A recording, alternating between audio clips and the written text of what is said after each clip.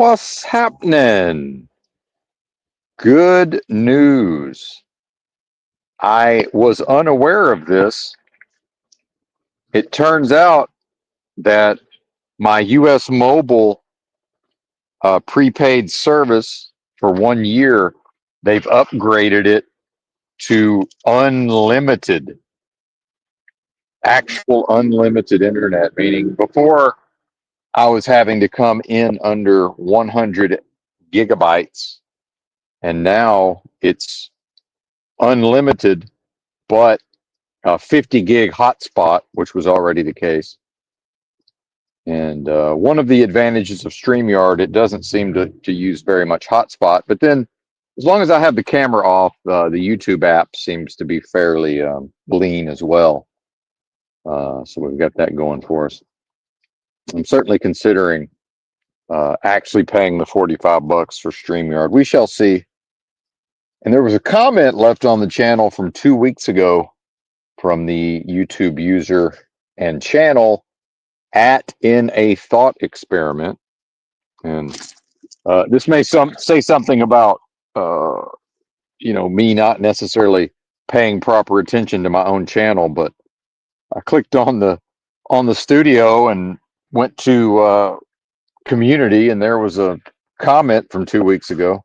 That was back smoking a lot of pot back then. Maybe that's got something to do with it. I felt like responding, and I felt like responding in this format versus typing at each other potentially. So we have some notes to get into. The royal we and anybody that might listen to this, shout out to the live chat. In fact, I'm now considering turning the comments off entirely, but perhaps for the time being, we will roll with maybe paying a little bit better of attention. Maybe have YouTube notify me when there's a new comment. Oh goodness. Apologies. I happened to look over into the park, and a female form caught my eye there. One of the challenges, perhaps, of being in Los Angeles. But it's taken the fun out of it, knowing how many, not just in Los Angeles, but nationwide, how many of these ladies are enhanced in various ways. But if that was all natural, and I don't mean in the nude, but if that was as she was created, if that's a thing, then quite lovely, I must say. Quite lovely. What's up, Arpole? Shout out to the chat. And I don't know that I have any way to put the comment on the screen. I guess I could have screenshotted it and uploaded it as an overlay. Is that a thing? Well, probably not on the free version, so let's not even try to figure that out. And I guess I'll read the entire comment first.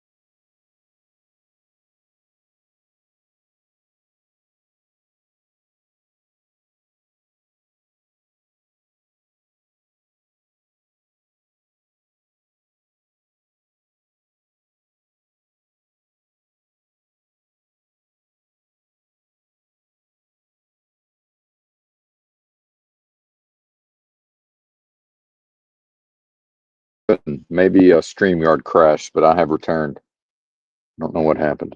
But yeah, something's going on in a good way, but I'm not feeling that great overall. A little bit of a headache, some tension in the shoulders seems to be related to, whatever the Chinese medicine notions are of emotions associated with the large intestine. Grief, supposedly, hanging on to things. And it was interesting seeing this comment after, not seeing it for 2 weeks, and or noticing it for the first time after 2 weeks. And then it has 5 likes, which is interesting. I'm not sure, um, whatever, but, and I had noticed occasionally I will check in on some of these channels like Jack Talcott, and I noticed this same person under a different name, apparently, uh, in a thought experiment, aka Yurt, uh, and he was apparently he was anticipating, I believe, our poll perhaps deleting his comments. I think our poll was mentioned, so I don't quite know what's been going on over there. And I could invent a bunch of scenarios for myself. Well, I do actually. I've already invented a bunch of scenarios with respect to potential motivations. But just like yesterday, last night in Provo's chat, Provo was inventing some scenarios and ascribing them to my own motivations. And while not completely off the mark in a way, some of it certainly was, you know, not correct. So it's a reminder to myself to not do that thing, right? And then one of the major, and also in reading that comment, you know, being meditatively aware as I'm reading it of like a visceral sort of, I don't want to call it a fight or flight response, almost like a hormonal, um, you know, uh, it's hard to explain exactly. And it's something I've noticed about myself historically. Um, not falling victim to anger, but whatever that little stage is right before the person might lose their temper, right? The What I noticed, and this is a big part of how I was able to, get control of my anger for the most part overall, was to realize that typically right before if I do lash out in anger, I stop breathing right before that happens. So generally, I can catch it, um, before it actually occurs. But then something was going on, and that always means something. Whatever that sensitivity is, whatever that being able to detect the changes in the tissues and the hormones and the emotions, and again, these are things that Benton has committed himself to mastering. And now we get into one of the first points I'd like to make, um, before I read the comment, actually, which is this notion of, and it's kind of like a Buddhic notion, Buddhism of, being grateful for something that could represent an enemy. So, in the context of, I've taken some notes with my response here. Um, I don't believe this would be that. I think sometimes it might be construed that, well, he's actually doing me a favor or whatever. Now, what I would say is, why do such publicly? And I've noticed something, many years ago back in my message board days, there's something to how people communicate in a public form versus something that could be emailed.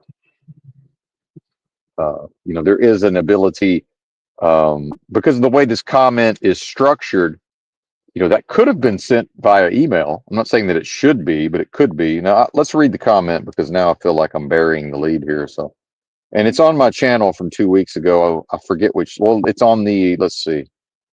Will it tell me which video? Basic human decency ? Is the stream. Um, so here I'm going to read the whole comment, because if I don't, I'll end up stopping after every word, right, and picking it apart. But there is no reason to tell everyone you taught yourself, quote, logic, end quote, in your 30s. That is obvious. Ellipses. You might want to go back and restudy several areas in specifically circular logic and straw man fallacies, your daisy chaining of ideas is not logic at all, sir. Just so you know. And I do appreciate the ending on a note of care and concern, right? Am I being concern trolled, our poll? Now, that would not be the entirety of the message, certainly, but is that last part, am I being concern trolled? I don't know. It's fascinating. So, and I'll go straight to the response and what my notes were.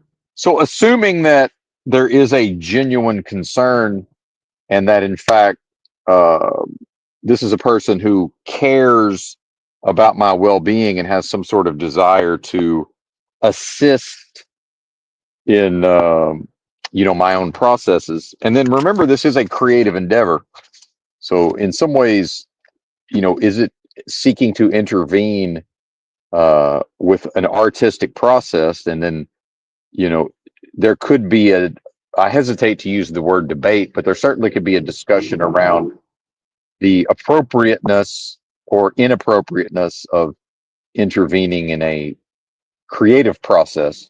Now it's up to the individual to decide, well, is this strictly speaking art, and is Benton an artist? And I'm not even sure where I fall on that spectrum from my own perspective.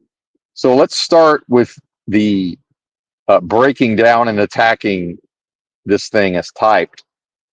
There is no reason to tell everyone you taught yourself logic in your 30s. Well, that's an opinion. I don't share your perspective, sir. So, and we all know what opinions. We all know the value of opinions, right? There's a famous saying about that. So, yes, thank you. And this is, I don't mean this, of course, but this is certainly a part that could have been shared via email. And so I'm already looking at this in the framework of, again, is this concern trolling? And if it is, wouldn't that need to be done publicly versus an email? Right. Um, what even is this at that level? Hang on, I got to turn the battery saver off here real quick. It's turning my screen off every 2 seconds. Um, and then very quickly we see what? Something that is been very something that's been predicted by yours truly with respect to how many folks in the so-called truth community communicate, which is, especially publicly, which is to utilize and wield mockery and ridicule as a weapon. So why is the word logic in quotation marks? Why? Okay, let's define logic. Uh, because it seems to me like there's no need for the quotation marks, except, and something I've noticed from journalism is the inappropriate use of quotation marks to make something appear ridiculous. And we even see this in the media at times. But so logic, logical, okay, wait a minute. A method of human thought that involves thinking in a linear, step-by-step manner about how a problem can be solved. Logic is the basis of many principles, including the scientific method. So based on that definition, I will say he's probably correct in a way. Now, I don't know that he knows how he would be correct, because yes, there is quite a strong intuition. So in fact, I will partially concede that his opinion may in fact have some merit, but perhaps not in the way he intended, especially with the mocking and the ridicule and the potential for concern trolling. Is, yeah, it is possible that some of this is perhaps more strongly rooted in intuition than I had given credit for. So that is possible, certainly. But again, now we're back to, and again, I'm going to ask questions that may be I may be accused of a whataboutism, but I do think that's not to say, well, rhetorical questions are completely out of bounds. Certainly, that rhetorically questioning is appropriate at times. Um, and well, not I won't even say appropriate, within the bounds of fair play. So he may not be entirely wrong here, but perhaps, and I'm realizing for the first time, yeah, that's true. It's possible that I'm some of what I've chalked up to logic and reason, although there's deductive reasoning as well. And then, at what point does portions of deductive reasoning, a Sherlock Holmes type of thing, at what point does that cross over into also utilizing intuition? Okay. And, but yeah, this is, it's certainly apropos of something. Why am I getting emails? This is annoying. And it also means philosophy and logic, the study of the principles and criteria of valid inference and demonstration. So when I talk about teaching myself logic, then we get into the context of a layperson, right? Versus somebody who may very well have formally studied some of this at a university, which is also known as what? A public indoctrination center. And, much in the vein of one of my favorite authors, Jiddu Krishnamurti, who said something about, in reference to spiritual writings, something, and I may be misremembering, but I believe it was Krishnamurti. Um, please forgive me if I have the wrong person, but that's from memory. And, something about being thankful to not have read any of these spiritual writings. Um, that's also a factor, arguably. Again, in my opinion as well. See, some of what I'm espousing is certainly opinion. Again, not a problem as long as I understand that. Now, where I would say, and then inference, valid inference. So are we all? Oh, we're already into deduction. See, so what we're juxtaposing is a person who chose to attend a government government in what is the word?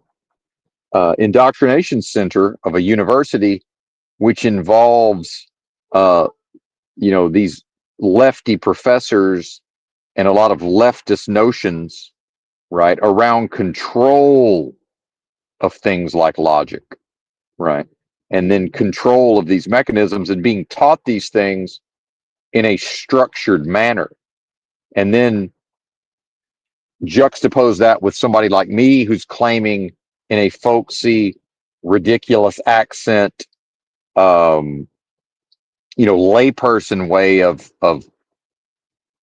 beginning with a foundation and then having a lot of message board debates and other interactions with people who were at a far greater level of utilizing logic and reason than myself, and then increasing those skills over time and learning through experience versus learning through indoctrination, and then while also acknowledging that it is possible for somebody to learn in a formalized structure in order to receive a piece of paper. And I'm not hating on somebody for having a piece of paper, because yes, I also attended university, did not get far enough to take classes, never took classes beyond the 101 level.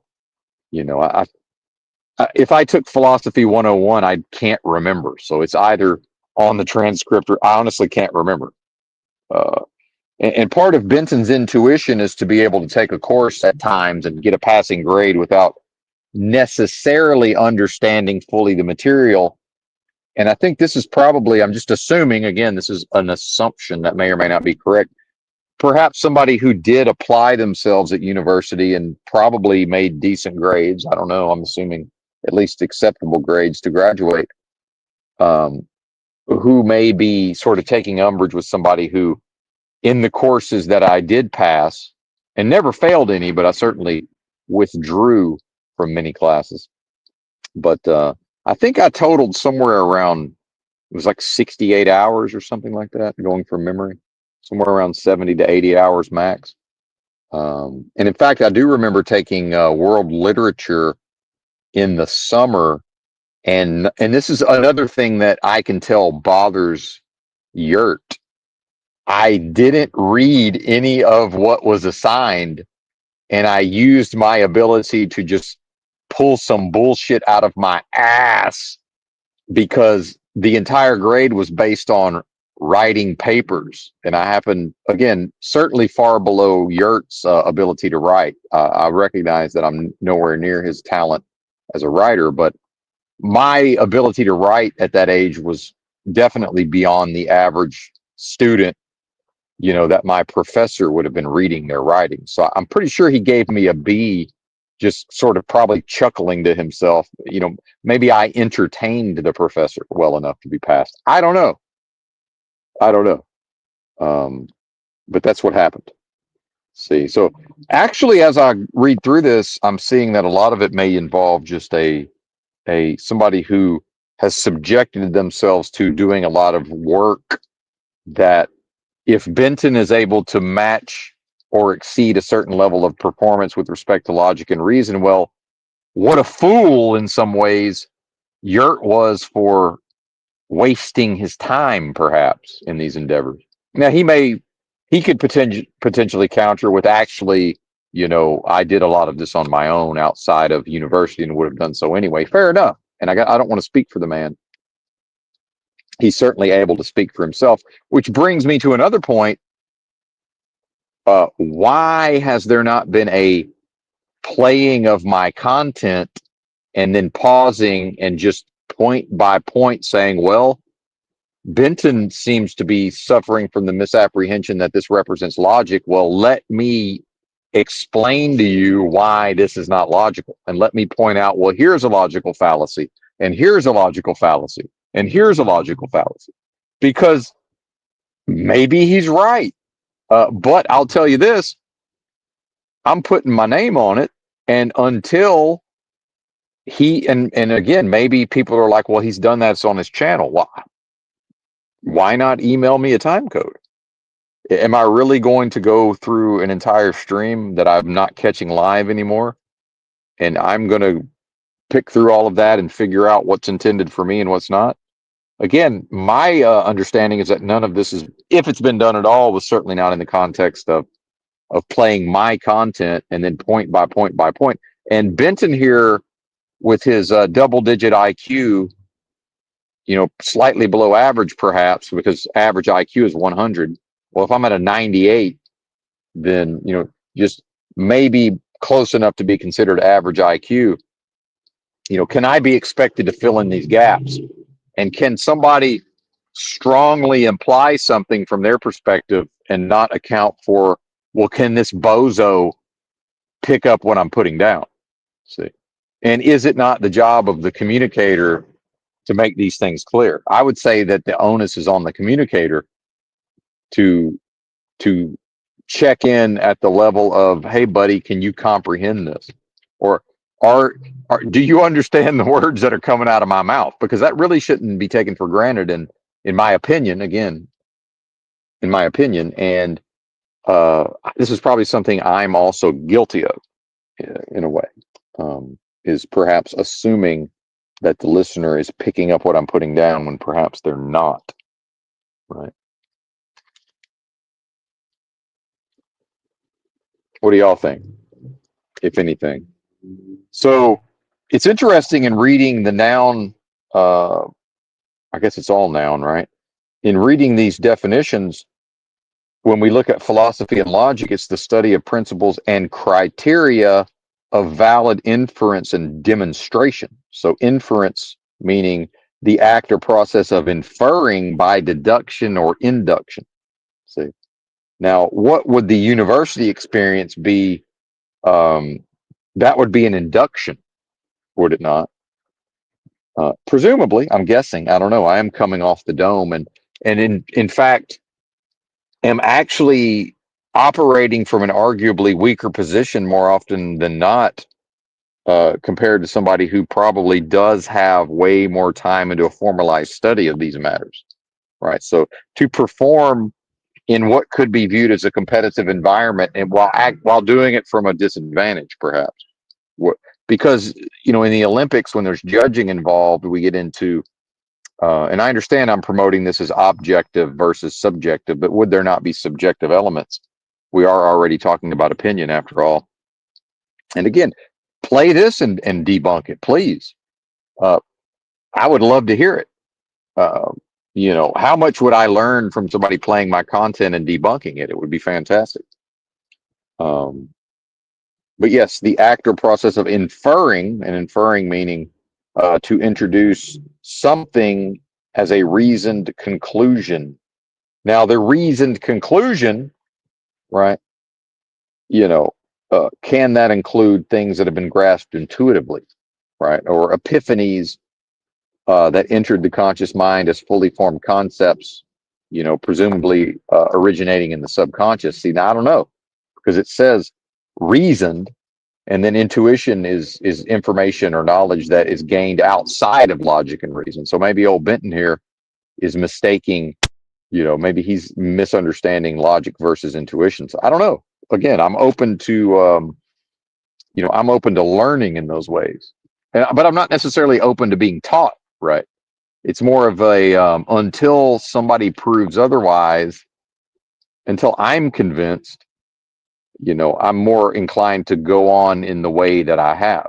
See, and this also pretty quickly becomes, in my opinion, again, sort of a male hierarchy, testosterone driven sort of back and forth jousting, and then, again, making assumptions about the background of the individual. Is this something that they've lacked, historically in their life? I don't know what this person, now I do know that there was a formal debate, like the debate team type shit. And in fact, a debate team that was apparently really good at debating. And I'm just going to assume that old Yurt was probably the cornerstone. And I know I sound sarcastic, but I actually mean this. I'm going to assume he was their number one player on the debate team. I would assume, right? Give these people their flowers. And some people just simply won't ever toot their own horn, which is, over time, I'm realizing more and more just these ridiculous fucking figures of speech toot their own horn. But yeah, to introduce something as a reasoned conclusion, to conclude by reasoning or deduction. So, and it's interesting how ahead of time I managed to introduce the Sherlock Holmesing of the deduction, the deductive reasoning. And we get into another user called Mr. Miyagi, who likes to say, well, how can you possibly know that? And I'm like, hey, how can you possibly not understand something known as deductive reasoning? I'm confused, because I'm playing a hunch from something I've detected, like Sherlock my fucking Holmes, Jack. And then deduction being that which is deducted. Okay, thanks, dictionary. That which is subtracted or removed. See, it's the culling of everything that proves itself invalid, right? And so this is some version of a biblical notion of test the spirits, test the concept, and it's not about. So you have one form which is to actively prove the assertion, but then you have another form which is to examine an assertion or a notion, and it will actually disprove itself by not standing up to the heat. It will actually prove itself to be invalid, which I find fascinating. And it's almost like I do understand how logic and reason operates just based on what I've already, please show me where I'm wrong in anything I'm elucidating here. Right. It's almost like this is a demonstration of the ability that I'm claiming already. And what is this? 29 minutes in. Goodness. He's nothing if not verbose.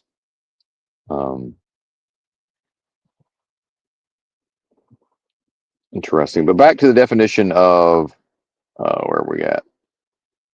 Logic. Then number 3 for mathematics, the mathematical study of relationships between rigorously defined concepts and of mathematical proof of statements. And Does that definition intersect with the comment that I'm responding to? Let me take a look. I think maybe it does. Just a moment. Um,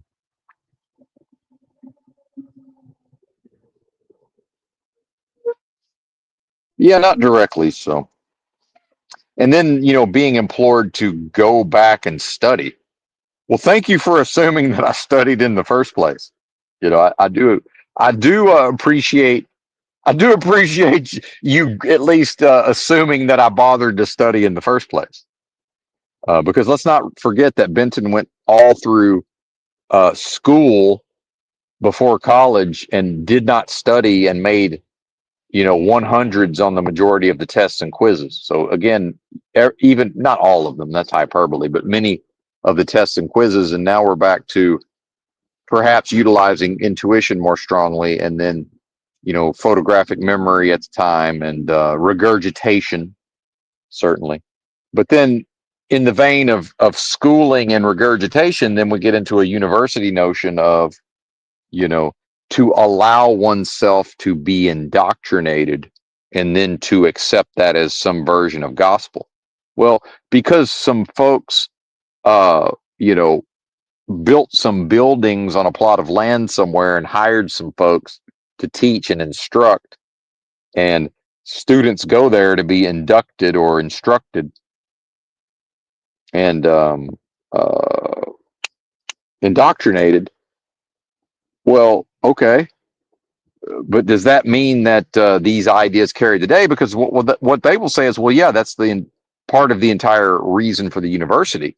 And my thing is, well, I've contextually already shown that, being accused of nihilism, I've shown, well, contextually, there is no external meaning here. Prove external. Where's the proof of external meaning outside of my own energy sphere? And then back to the philosophy of solipsism. The definition of solipsism as a philosophy, I can't ever know what in the world these other beings are, or if they're in fact discrete beings. And based on, again, to unlock the, within the world of death and the game of lies, the unlocking of the achievement of true knowledge of self, um, there is, it's the idea of, it's not possible to be individuated. Only within delusion is it possible to be individuated at all. So,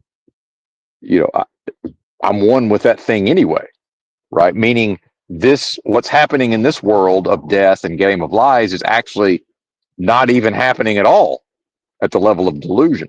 And then is that perhaps the Yurt Fellow's attraction to the delusion represented, how strong of a delusion is represented by the world of Jack Talcott? Jack Talcott, cultivating and inhabiting his own internal space, seemingly at, 100% power levels of delusion. If anybody gets the reference, that's a YouTube channel. You can YouTube search, or probably Google search, Jack Talcott, and find his YouTube channel, should you be interested. Well, and I will say, I'm not going to be reading your comments as I do this just now. I got to get through my stuff, and here, lacking the faculties at times to do both things simultaneously. So I hope it's not taken as any version of insult. And I would also say, I don't know that your responses in real time is this is an opinion, is appropriate, but they're not unwelcome either. Um, Merely putting it out there, because, and I'm going to hit that. I will also cover that point in the notes about things that not should be done. What I want to talk about is what could be done, because and this is going to get into the artistic and the human side of things, right? Like how can I possibly know what another person should do? And I will give you credit, Yurt, for not using the word should, but in my opinion, it's implied, right? It's being heavily implied that I should go back and restudy several areas. Well, I'm probably done researching and studying, most likely. But it's probably done. And now, whether or not that's proves to be detrimental, or whether or not I change my mind. At this time, that certainly seems to be what is going to happen. And it is what it is at that level. As it always is, right? Am I getting phone calls? What the fuck is this? Hang on. Missed call 30 minutes ago. How bizarre. I don't know who that is. 206 area code. Anyway, bear with me one moment. We're taking a quick nature calls very quickly. So bear with me. I'm still here. And can we not recognize the ridiculing nature? And maybe you already have in the comments. And again, I'm going to need, okay, not need, but it would be nice to have a point conceded. Yeah, of course. Yeah, that does seem to be mocking and ridiculing, to put the word logic in quotation marks. Now, maybe it's there because, well, hey, bozo, like some of what you're referring to as logic is actually intuition, and it can still be correct. You're fucking up by calling it logic. Well, maybe. I mean, I don't know. It seems like I've already figured that out here. So perhaps you are doing me a favor in some ways at that level. I'm certainly open to the possibility. Now, the intentions, I'm going to have my own opinion about the potential intention. And then, the fact is people may not be aware of their own intentions. They may not even know why they're doing something. And it's none of my business. But I'm going to judge. People say, well, how can you judge? I'm like, well, yeah, I'm supposed to have opinions about things. It's one of the meanings of the word judge, is it not?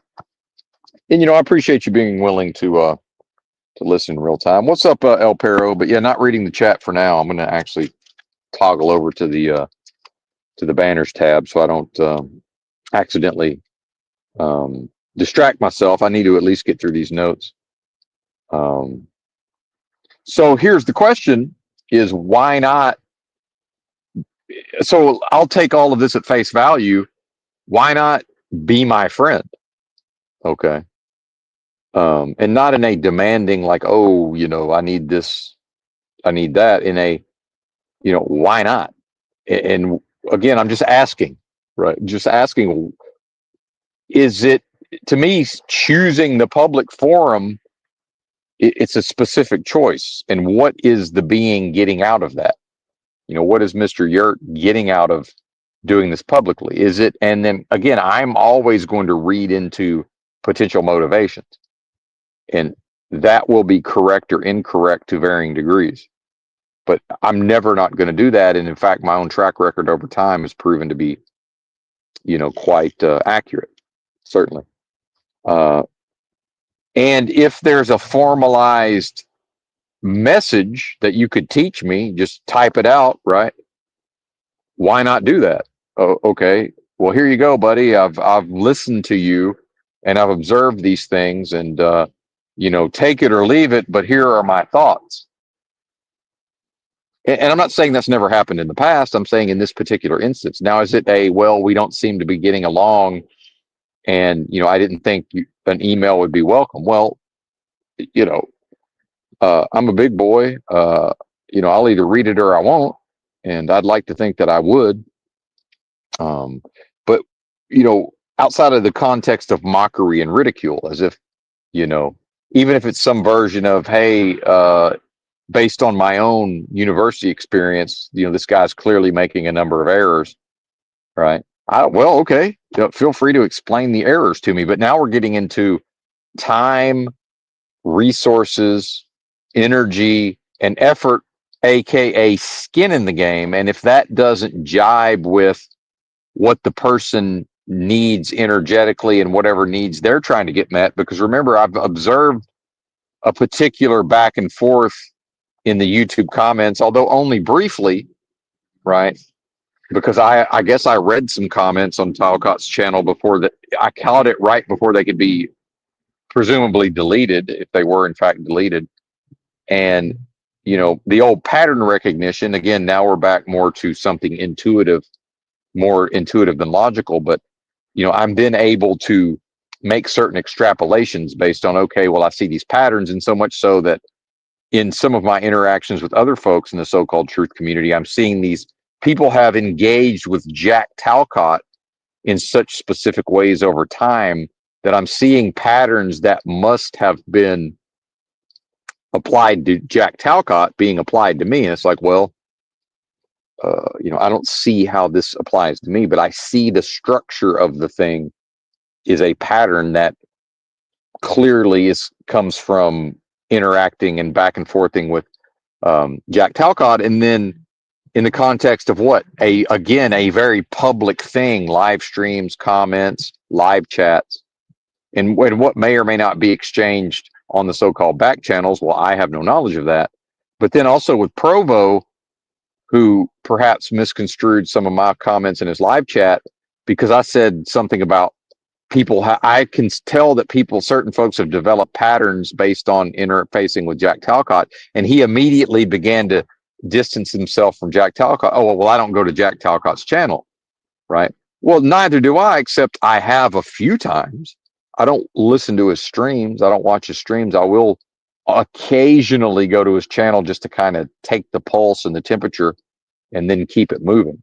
Whereas it seems to me like I've seen Provo make content with Jack Talcott, other than an interaction I had on the original In a Yurt with Books channel with Jack Talcott, and then here and there running into him on a panel.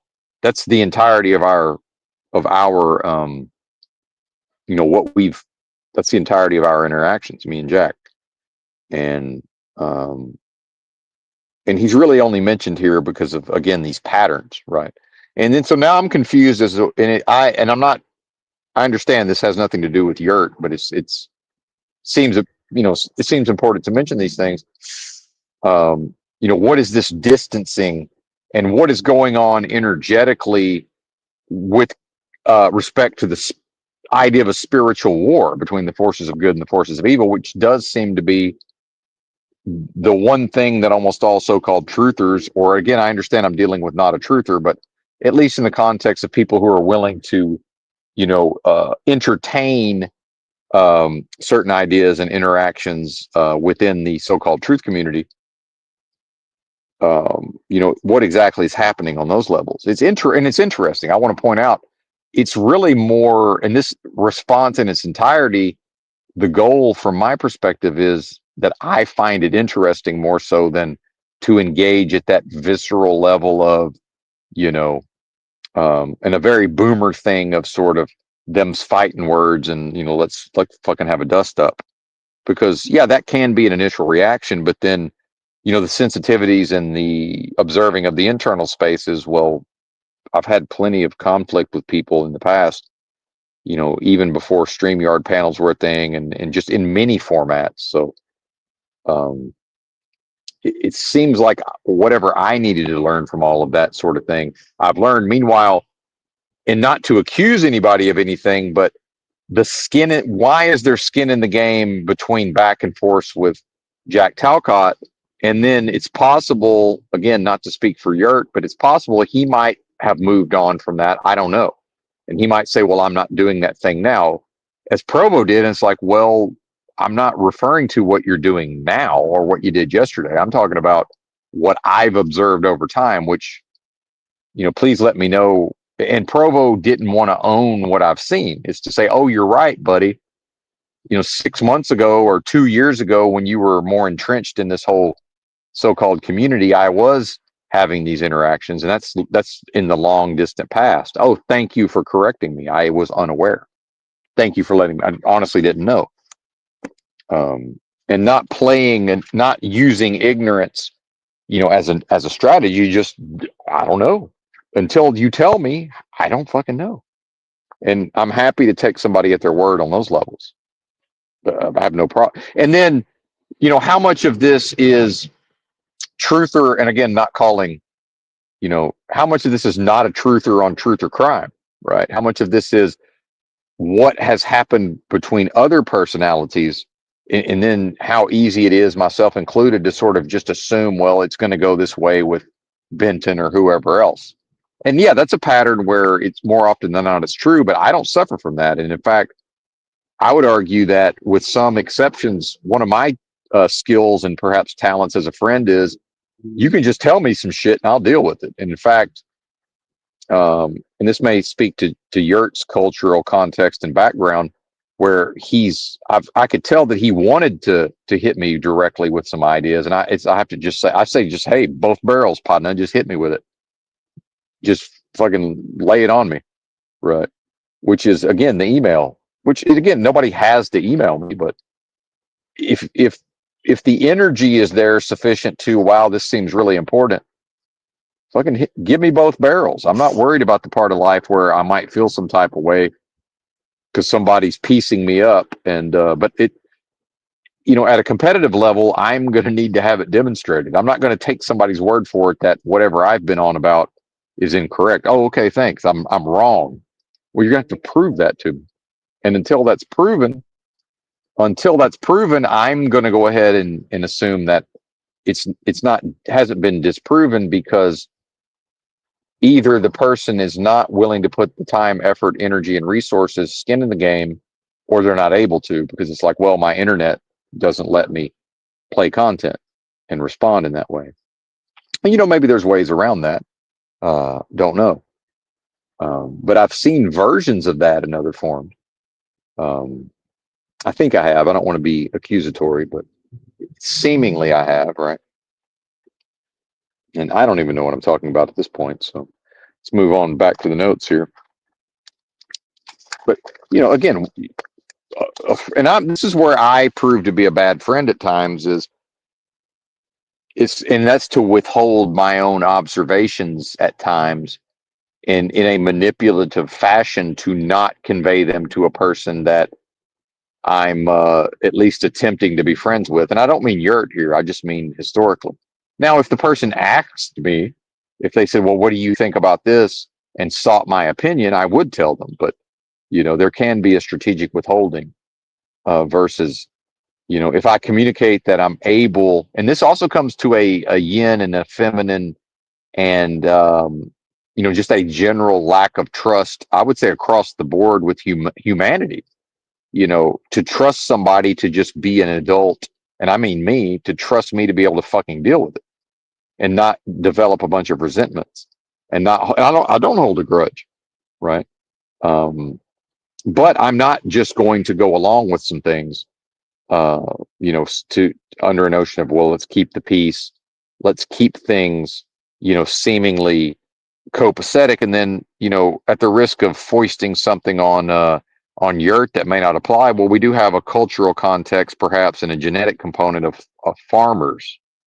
Somebody who comes from more of a farming culture and a farming area, and it reminds me of this Ken McElroy fellow. If anybody knows about this guy, and one of my favorite ebook audiobooks ever was this In Broad Daylight, where farmers apparently are known for being long suffering and maybe slow to anger, but then finally they had enough of this guy, and they fucking they killed him with a rifle just in his truck in the fucking middle of town, and then left him there for everybody who wanted to wander by and see what happened to him.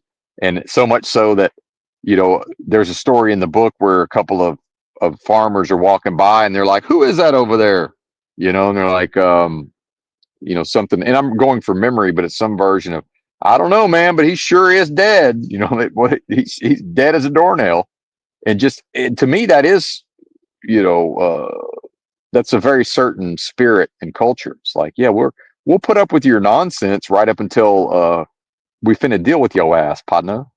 Right. And yeah, I get it. I understand it. And what did that serve at the level of community, for people who sustained themselves and their families historically through the growing of crops in an environment where, catastrophe, cataclysm, personal problems, the weather, so-called acts of God could just, people have put in all of this hard work in farming, and then it's just in an instant, it's gone, right?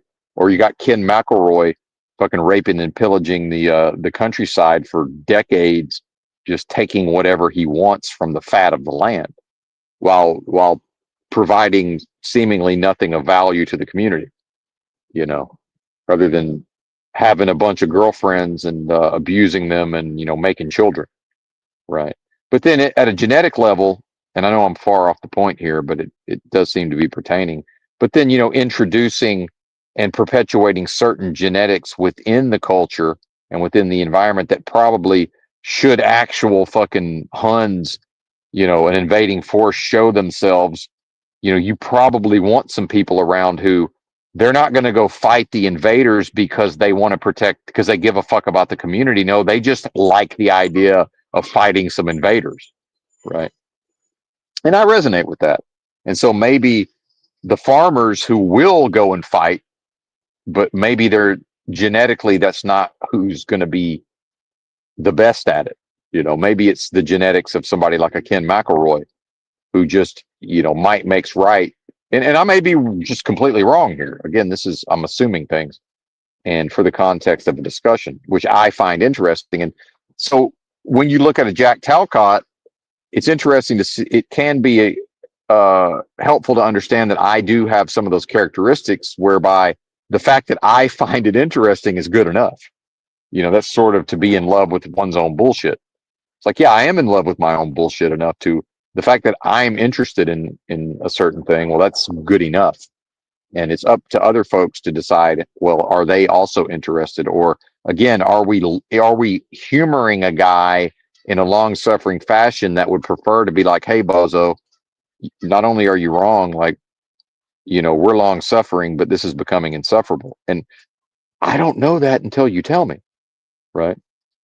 I don't have a concept of that unless somebody looks me in the eye and tells me. Now, if somebody had looked Ken McElroy in the eye and just told him how it was, maybe he could have been the bigger man and accepted it. Probably he wouldn't. And now, how much of that is a cultural thing of just assuming, well, someone who has a certain, again, within a male hierarchy, somebody that exhibits traits and certainly is provably related to some people who would just do their own version of what Ken McElroy did, right? Who part of that was just they couldn't really stop him on some level, not without becoming what he was, until eventually it's like, all right, somebody's got to get a rifle and shoot this dude. I mean, it really came down to that. It was just, okay, somebody's got to fucking take this dude out. So I don't know. Are there cultural sort of, factors at play that may or may not actually apply here? But then you get into humans and their patterns and scripts and genetics and cultures and how does all of this play out, right? Or am I just so off base that is what I just said, does that need to be mocked and ridiculed? Because I would say, what is the motivation for the mockery and the ridicule? It has to be representative of something, and it is an acknowledgement of somebody who's simply not going to put the time, effort, energy, and resources, aka skin in the game, into refuting these points, which is fair, because one of my first experiences as one of the first people to listen to the live streams on the old Into Yurt with Books channel is at a certain point we were getting into a back and forth, and he was broadcasting and I was typing to his chat, and I don't remember the topic, but I remember thinking, and this is when I was quite ill and driving a truck, but they had me, the truck was broken down, so they had me in a motel or a hotel for a week, and I was quite ill. So the timing, again, the most super intelligent power, force, and love and creation was spiritually guiding and protecting my life.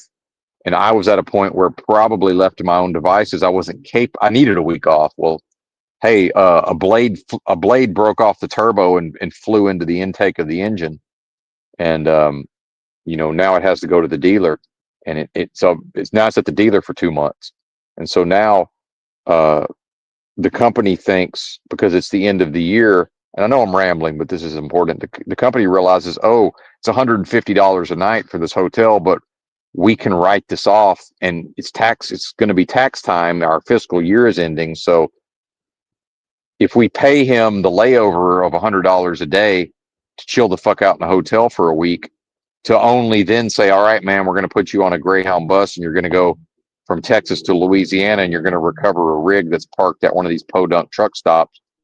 Who cares? And again, the idea of the what I am, looking out for me and guiding and protecting in my life to some extent. And then Yurt might potentially say, well, isn't that sort of an acknowledgement that it may not be free will across the board? And I'm like, yeah, absolutely. Free will seems to be within a context. And probably I don't know enough about it to speak on it beyond that. And do I need to be able to? The fact that I've been managed to deduce, or is it intuitively grasped and I'm just using the wrong vernacular or nomenclature? That's possible. This could be a mere misunderstanding at the level of using the wrong containers or phraseology for some of this. That's certainly possible. And I would be open to correction because unlike most of the individuals in the so-called truth community, I do have the ability to concede a point. So in the context of this back and forth, I had to ask myself the question because I intuitively suspected that my position was, it could carry the day, but I recognized I didn't have the energy I didn't have the resources because of my illness to go and research, some of, Nietzsche's philosophies or whatever well enough to then have a back and forth. Now, part of what's is seemingly being identified as a lack here is, well, Benton, you need to go back and study up on your Nietzsche. Well, thank you for assuming I ever did that in the first place, because I didn't. Meanwhile, I've had communications on the back channels with other people who listen to pretty much all of my broadcasts, who've mentioned things that I elucidated and said, yeah, that's from Nietzsche. It's like, okay, that's interesting. So I had at least reached some of Nietzsche's own conclusions without bothering to read Nietzsche. So why do I need to go read stuff and study stuff if I'm able to layperson my ass into a proper understanding? And isn't that, from my perspective, it's more fun anyway, back to Krishnamurti and, there's all of this spiritual writing. I'm glad I never read any of it. I'm glad that I didn't make it far enough in university to bother to have studied Nietzsche. And I'm probably never going to. So now in that moment, if I had chosen to engage in the back and forth, I would have had to rely on my abilities in the moment to skim, some Cliff Notes version of Nietzsche. And I would say, if, again, back to these definitions of logic in a performative way, if I'm able to do the damn thing, what's the fucking difference, bro? What's the difference? If the level of performance is there, it's not, the performance is not negated based on, well, you didn't check the boxes, you didn't jump through the hoops, and you didn't go through the dogma and the doctrine to get there the right way. And I'm here to say, who has the authority to say there's a right way and a wrong way? I reject that notion out of hand. I don't need a church. And I know I'm not calling you a Catholic. I'm saying I don't recognize the authority of a church. I don't recognize the authority of a university unless I choose to for my own purposes in a context. See? So how can I ever be made forcefully? Now we're into authoritarianism. How can I be forced? Now, the fact that I may be shown to be a hypocrite in my own behavior by also behaving in an authoritarian fashion, perhaps, what's the difference, right? Why do I need to go run myself ragged through a process that I don't even see what the benefit has been to you, sir? I mean, honestly, I don't see that. Now, maybe it's there and I'm not seeing it. The fact that I don't see it is not necessarily representative of anything tangible whatsoever. Again, I'm speaking from what I'm deducing, see, in conjunction with intuition. And intuition is 100% accurate. And if it's not, guess what? It wasn't intuition. Funny how that works. It was some version of paranoia, probably. But I don't know. Here I am having the conversation with myself, but I'm the one that's lacking something. And then, so now we get to the concept of defenders of this system of things. And to function as a defender of the system of things, in my view, is to what? Is to operate from a position of lack. And then the things that, it's this notion of certain groups of people, they accuse the other side in a contentious back and forth of doing the things that they themselves are doing. So it seems to be a gaslighting, and that's probably not the appropriate term, but it seems to be to accuse me of a lack of something that is neither here nor there if I can do the damn thing. And back to a sports analogy, when I played a pickup basketball game and one of the Arkansas Razorback, their head assistant, who later became the head coach of the Arkansas Razorbacks, Mike Anderson, I got in a pickup game where he was playing, and he just assumed that I knew how to run all these plays. And I looked at him and I'm basically like, bro, I've only ever played playground basketball.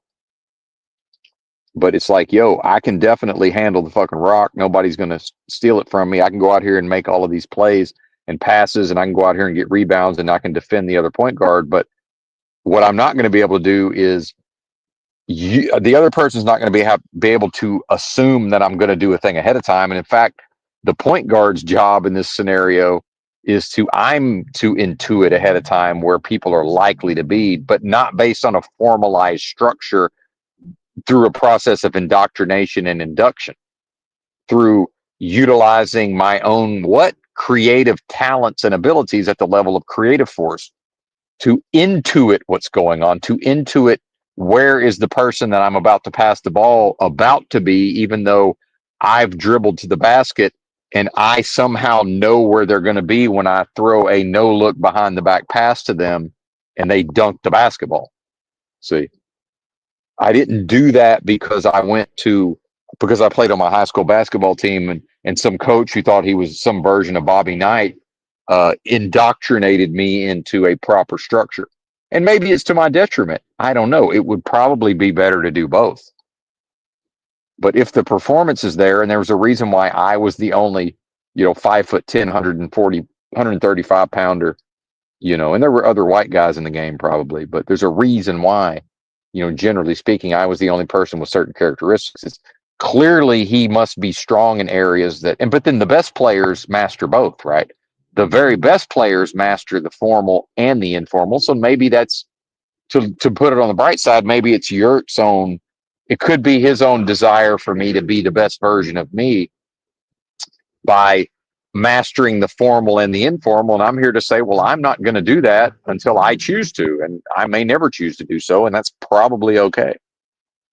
And then what is the being lacking at the level of trust in various systems to say, well, we have a performer here that is simply refusing to go along with certain programs. It will not run certain programs and scripts, like a Ken McElroy would not run programs and scripts. And then if we get into a religious concept around sacrifice, McElroy did, and now I can't justify the horrific abuses he apparently inflicted upon women and children. Yeah, it's horrible. This is in no way absolving him of guilt for his own. And I would say he received the appropriate punishment. And the only reason they killed him was because the court system, he knew how to sew. And again, something Benton is quite adept at is finding the weak points in various systems. McElroy knew to have enough money to pay the right people who knew the weak points in the legal systems, so that he committed crime after crime after crime in Kansas, and they were never able to successfully incarcerate him long enough to stop his reign of terror along the community.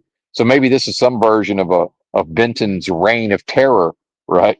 At the level of ideas within the so-called truth community, and I'm still putting my name on it.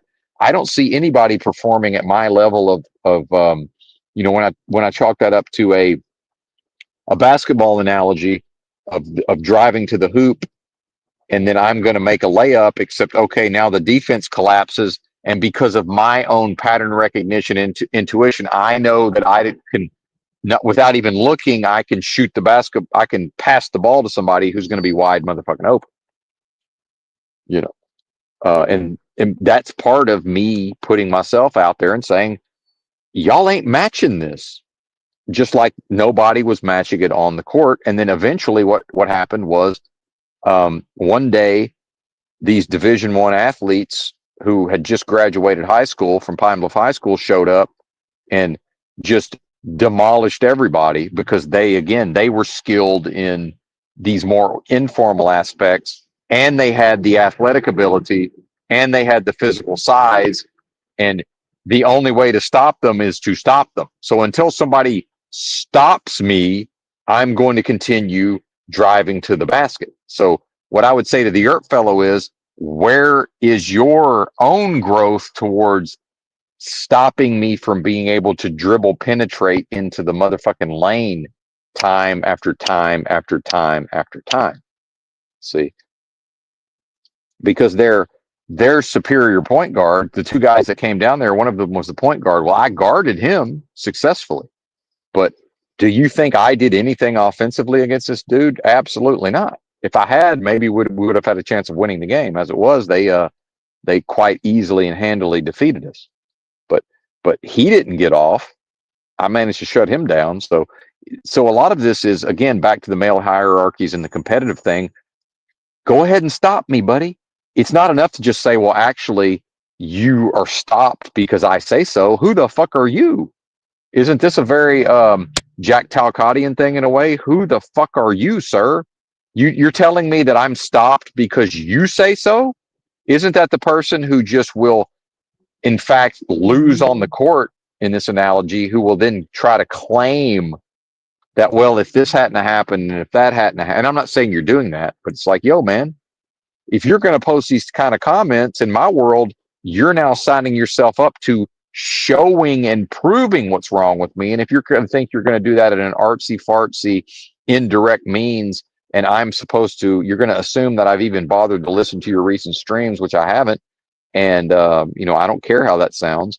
And then if you think you've communicated some ideas in a certain way, even if I had listened, I might not be capable of taking the ideas in the way that you're saying. And this is where sports can be a handy way to refer to this is, when I'm on the court back in the day, I can't just pretend like we didn't just get our ass kicked. Meanwhile, we typically, why did we play these guys? Because they waited until it was their turn and we had won every game that day. That's why we were on the court and they kicked the shit out of us. Well, I don't then get to go home and tell my mama that we won every game that day. In fact, she was probably confused as to why I'd returned home early, because her understanding was probably that more often than not on a Saturday afternoon, we fucking held the court until everybody had enough basketball for the day. That's typically what happened. Right. And so all of this is appropriate. And then again, attempting not to read too much into somebody's situation, but is some of these competitive dynamics, is that lacking? And then how much of present society no longer is interested in, men just going up against each other, and we'll see.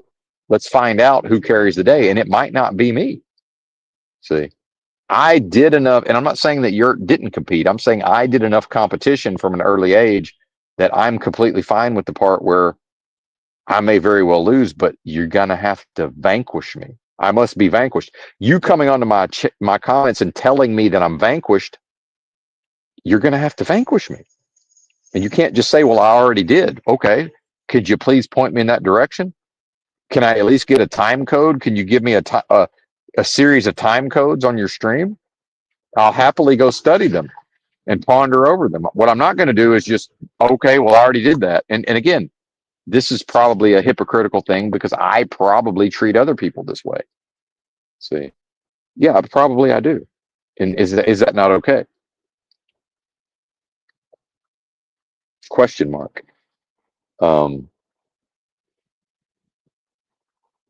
So why is the public element necessary? Back to the notes.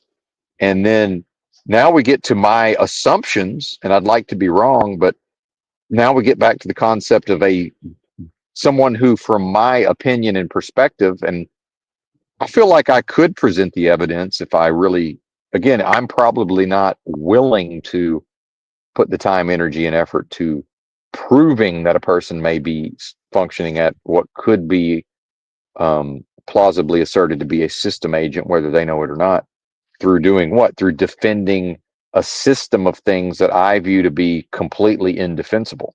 And then what are the potential motivations for somebody that will possibly represent a defender of the system? See, I have my own opinions about that. And again, I'm going to go with my own opinion, just like when I play poker, a game of incomplete information. When I make the bets and move the chips into the middle, or when I fold my cards, that's me putting my money where my mouth is, or saying, okay, well, I've gone along pre-flop, on the flop, and now it's the turn.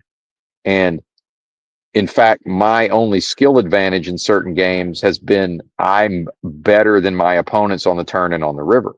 And in fact, my opponent's greatest mistakes are not on the, they're not well, sometimes they're pre-flop, but assuming they actually halfway know how to play and aren't a disaster pre-flop, most people are fairly competent on the flop. It's when you get into turn and river play that people really make the glaring what type of errors? Mathematical errors. See, um, and when Benton has at times dominated in something like Pot Limit Omaha, it's because of getting to those decision points where my opponents make such insanely bizarre errors that it's like they've let me bloat the pot pre-flop in position again. They've played competently on the flop, but however, in Pot Limit Omaha, the pots are bigger, so they're not factoring in that by the time we get to the turn, the stack to pot ratio is such that if they check to me and I bet the pot and they fold their cards, unless they have a strong enough hand to call or raise, and if they raise, I am capable of getting away. I'm capable of betting, and probably not the pot. I'm capable of betting 3/4 of the pot on the turn and then folding to a raise, which is not a move that a lot of people have in Pot Limit Omaha. So my opponents don't realize that I'm intentionally making the pot large in relation to what? The depth of the stacks. See, I'm doing this on purpose because they have given me the strategic advantage because they're allowing me to play from a position of strength so that they don't understand that whatever they do pre-flop on the flop, they're putting themselves in a position on the turn that's completely disastrous. And they have to get lucky. And even if they get lucky on the turn, I might be able to bluff them on the river, but maybe not. But even if they don't bluff me on the river, they might check to me on the river and I get to see a free showdown. And it just turns out, okay, my two aces were good and I was drawing to the nut flush. But then the guy he had outdrawn me on the turn and I didn't improve on the river. But if he hadn't have improved on the turn, in fact, I could have checked back the river and won the pot. It's all of these little decisions that add up to a big amount of money over time. And this is playing out as a version of that on some level. So tell me again, that I lack the ability to figure these things. Again, it's a mockery and a ridicule of what? Abilities and things that are demonstrable, right? Within a game of incomplete information, where it is possible to get it on mano a mano, but not without a person putting skin in the game. I'm not going to allow. Now, the people, again, here's where the appeal to mockery and ridicule comes in, because there's always people who will go along with being persuaded at the level of, well, here's Yurt and whatever he represents within the so-called truth community. He's saying that Benton is doing a thing.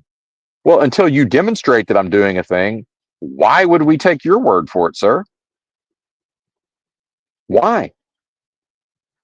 What do we get out of that? And by we, I mean the so-called truth community. What type of insane person would just take your word for it? Because when, again, the superior athletes who mastered, in the playground basketball example, who mastered the playground, who were superior athletes and who were good at the level of the knowing when to set a pick and roll and all of these plays that I had no clue about, when they show up, I can't do anything to make it look like I've won. No, it's like, hey, man, good game. Thank y'all I'm just happy that it happened. Right. That was awesome.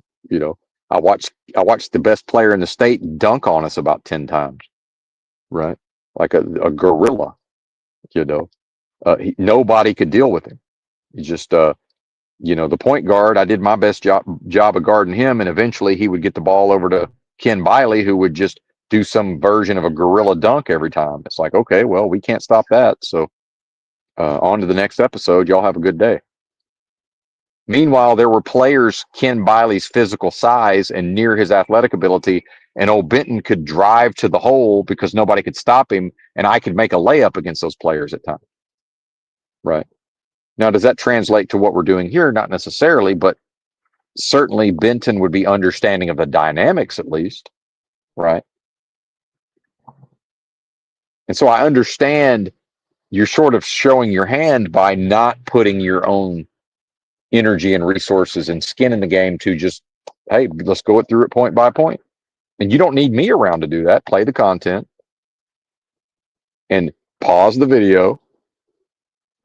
And, if you have your own notes, that's great. And then let me have it.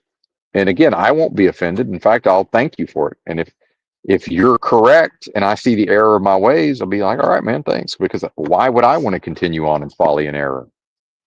But to just go into my comments and say, well, actually, you need to do this and you need to do that, and then play it off as if it's based on a concern for me, and maybe it is.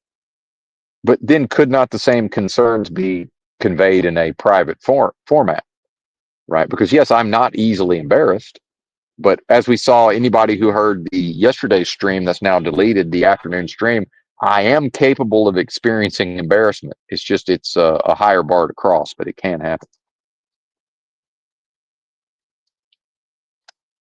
And I'm almost through the notes here. We're already an hour and 15 in. But this notion of, is it possible to function as a system agent at the level of refuting my points while simultaneously serving as a defender of the system? And so that's based on my own assertion of defenders of what I view as an indefensible system of things. And in fact, my own assumptions around why the person is motivated to defend this system of things, and connecting it to the notion of siring and raising of offspring, and my own knowledge around what that represents symbolically within the context of the spiritual war, the interplay between the forces of good and the forces of evil, which does seem to be the one thing that most of the so-called truth community will agree upon. Now, maybe from Yurt's perspective, he's like, well, I don't think it's a spiritual war. Okay, fair enough. Then, that actually takes the wind out of my sails in a lot of ways. So now I'm going to have to regroup and figure out another way. And I might not choose. I might be like, okay, well, then I can't continue on in this vein because, the wind, I don't have enough wind in my sails. And some of this I've already covered. So I think we're almost done with at least the notes section. And maybe I will be able to read some comments.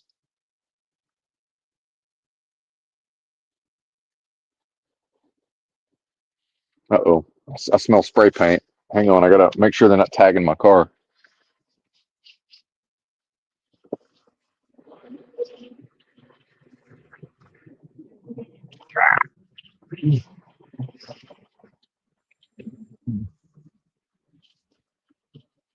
Oh, that's the sprinklers, and I guess I imagined that I must have imagined that I was smelling spray paint. But yeah, this is LA, so people's vehicles do get tagged, but broad daylight would be a bit much. But you do sort of tip your hand at putting logic in quotation marks. You know, uh, the mockery and the ridicule. And let me go back and read the comment again real quick. Give me just a moment. There was some other key points I wanted to bring out because this is not an exhaustive series of notes. And where is the other phone? I don't know. Oh, there it is. It's almost lunchtime for old Benton here. Oh yeah, the circular logic and the straw man fallacies. Well, we're going to need you to cite some examples. We're not the royal we's simply unwilling to take your word for it. And the idea of daisy chaining of ideas. Well, I reserve the right to daisy chain ideas, and you are actually implying that the daisy chaining of ideas is only representative of. So if I'm asserting that I taught myself logic and reason, and I daisy chain ideas together, I'm not asserting that the daisy chaining specifically represents logic. See, perhaps that's something I do outside of that. Perhaps that's something I'm going to do regardless of any notions of logic. See how you've combined two things that don't necessarily go together? Do you see the subtle point there? Your daisy chaining of ideas is not logic. When did I say that it was? If I refer to teaching myself logic and reason, the fact that I'm observably daisy chaining ideas, that's two different, that can be two completely different things. See, so Now who's using logical fallacies? And if you, uh, perhaps you're not aware that that's a logical fallacy. Perhaps, I don't know. I'm really not an expert in logical fallacies, but if that's a logical fallacy, do you know that that's what you've done? Because those things are not mutually exclusive. It's possible I taught myself logic and reason and all of these things, and it's possible that I am mistaken to some extent at the level of, well, some of this is actually not strictly speaking logic, and fair enough. You're still going to have to show your math on that one. Um, I'm simply unwilling to just go along because you say so. Now, the reality is somebody who went to a government indoctrination center of their own choice, and I don't know who paid for that. I went because my daddy told me to, and my girlfriend went there, and I was a huge fan of the sports team at the time. And in fact, in some ways, sadly, in some ways, the highlight of my life was that the Arkansas Razorbacks won the national championship in basketball when I was a freshman. And because if it was up to me, I would have gone to the historically black college in my hometown, and I probably would have a degree, and I would have had a good old time. But then, my father mocked and ridiculed me for wanting to go to the college in my hometown, and probably would have ended up marrying a black woman and having some black kids, and certainly we can't have that in the old Benton family, right? And certainly not in my path to have children in the first place. So the fact that my father had money to pay for me to several semesters in a row drop all my classes on the last day to drop, so they didn't ding my um, uh, GPA, and then he squandered all that money later on anyway. So he wasn't going to keep the money anyway, and I had a great time socially, and it was wonderful. And I know that's there's a one Paul Enslaved who talks about people who peaked a little too early. Yeah, there's some of that going on in my life. Sure, of course. Um, I could have taken advantage of the education, but then arguably with my father, I could have went to school on a minority scholarship in my hometown. And that's literally a thing. In fact, my own aunt, my uncle, who's a judge, his wife went to that college and got a degree on a minority scholarship. I'm not even joking. And I would have loved it and had a great old time. But old Pops, who's quite racist in his own way, well, he mocked and I allowed him to mock and ridicule me. And my girlfriend was going to the University of Arkansas, and you know, again with these, and we were the party school. We were the Playboy magazine's #1 party school right about that time. So why wouldn't I? And you're going to tell me, oh, it's paid for? Of course, that's where I went to school. But again, back to and I got a little too lost in my own biography there. But so I've kind of forgotten the point I was even trying to make. And yes, that is a failure of the broadcaster, and um, perhaps the being will level up his own ability to remain focused or to be less unfocused at times. Perhaps that will occur, right? Or not. But, it makes sense to me that somebody who spent so much time and effort with the formal structures and being taught and dictated to, right? Some of us really aren't that interested in the being dictated to and taught, while simultaneously recognizing that I have those aspects of myself where I will embody those traits, and in my lesser moments, direct them at other people. And that is something I've worked on and continue to work on. Anyway, let me actually read the notes, and then I think I'll read the comments, and I will probably have a meal because it's about that time. So maybe I don't know if Yurt wants to come up here and is able to, because I don't know what his duties are. And I'm going to resist the urge to personally insult somebody who's certainly rarely, if ever, personally insulted me. So this is no implication of well, and from his perspective, maybe I have been insulting. That's possible, but um, I can think of a few things I've said that probably, while not officially directed towards him, could be considered insulting. But if he wants to, I'm happy to let him give him a link, and he can come up here if he wants to, and I'll just mute up and eat my fucking food. But that's up to him. So don't.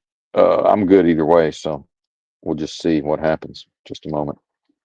What it likes, probably appropriate to at least give the chance, right? But uh, randos may or may not be welcome. But we're not going to have multiple randos. We're not going to have It's going to be we're one at a time, and that's what I'm trying to say. We're not paneling. Oh, and thank you for sharing. I will say this. Yeah, exactly.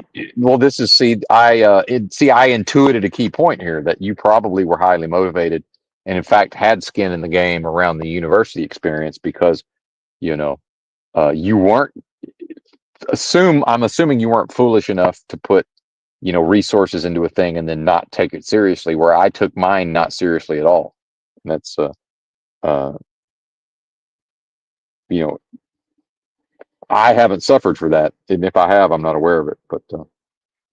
But yeah, anyway, I'm going to drop this link and we'll see what happens. And if I understand that people may not be available or may not even be inclined, and uh, no worries. Can I even figure out how to do that at this point? Oh, there it is. But under the understanding that if this happens, I will mute up and eat my lunch. Oh yeah, okay, no worries. And that's what I assumed it would be. It's more of just an offer of. It seemed appropriate to offer, but yeah, he's declining. Now, if anybody else has thoughts, they're fine. They're welcome to come up here, but they're going to have to carry it because it's time for me to eat. So we'll give it a moment to play out, however it's going to play out.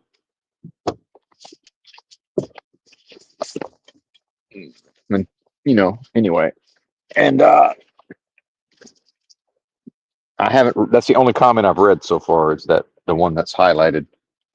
So uh, I guess I need to screenshot all of this so I can actually read it.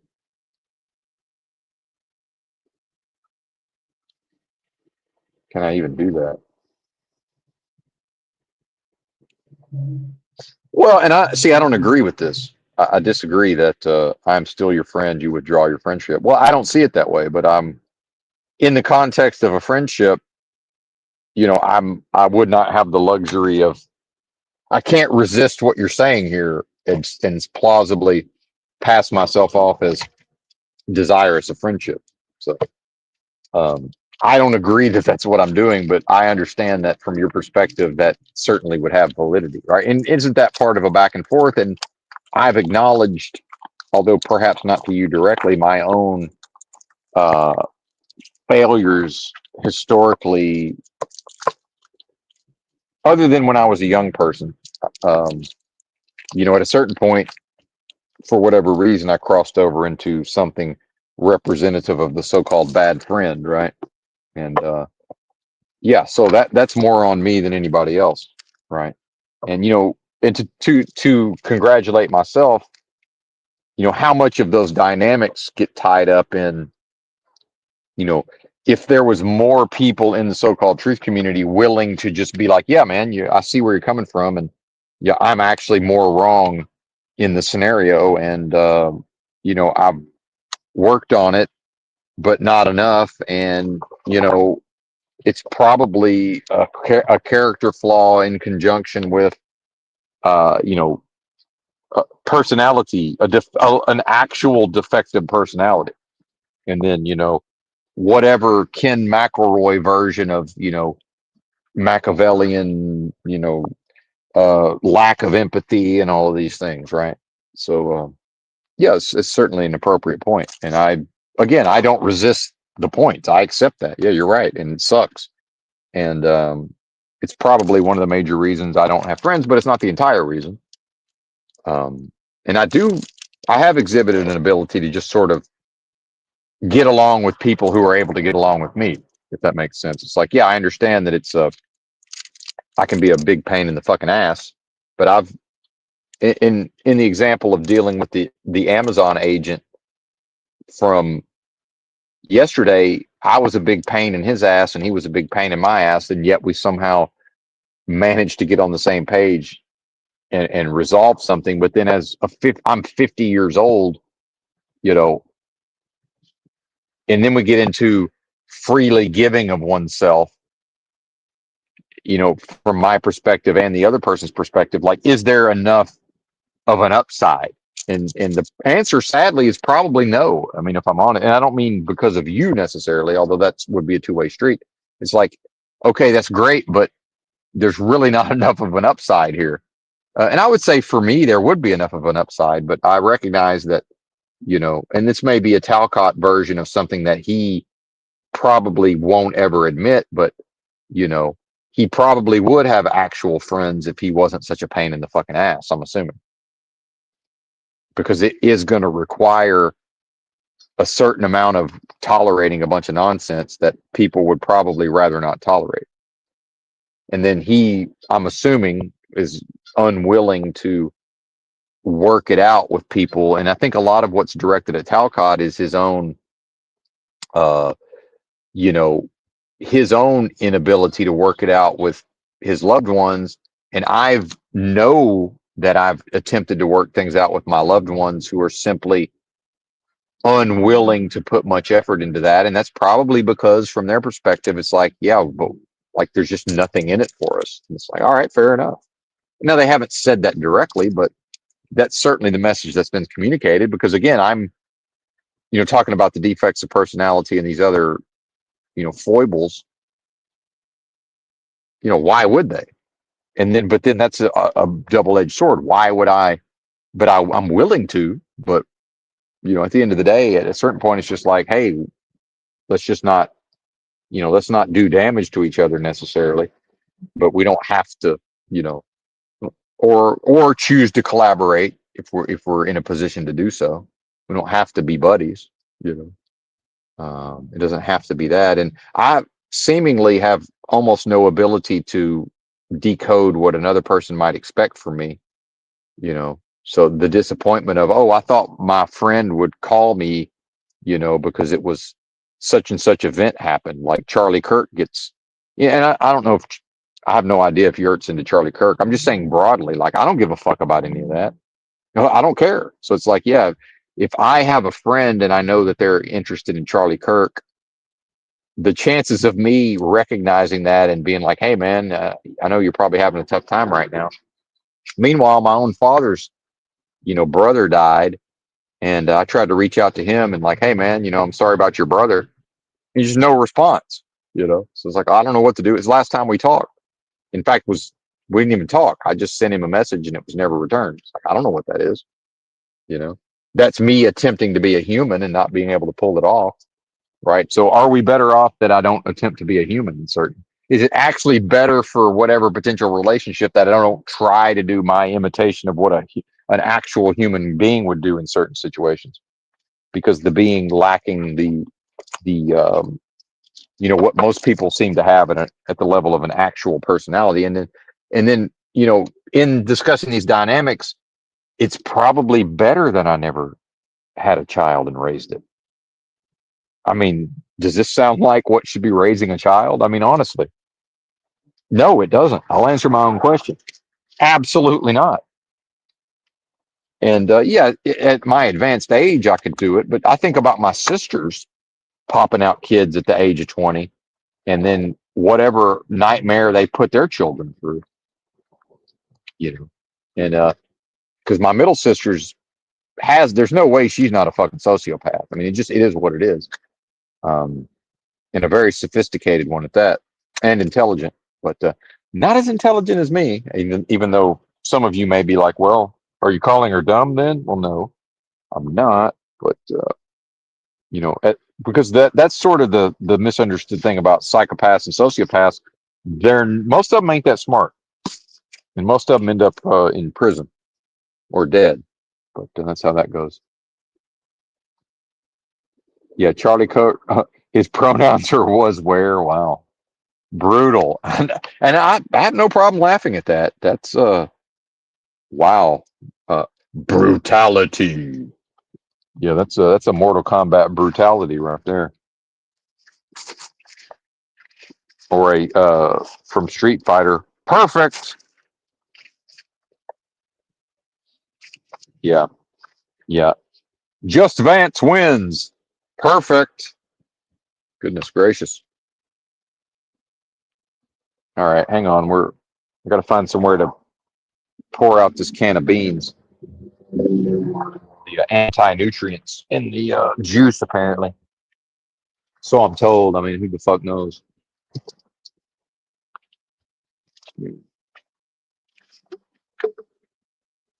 Yeah, but hilarious.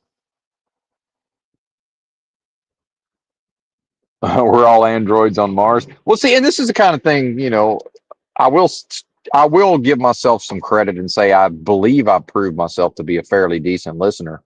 So that's something I'm able to bring to a friendship that is not necessarily hard. It's not necessarily an easy thing to find in my experience. That but I get excited. That's my problem is the excitability. But I do manage to stifle myself and actually listen to folks. Um, you know,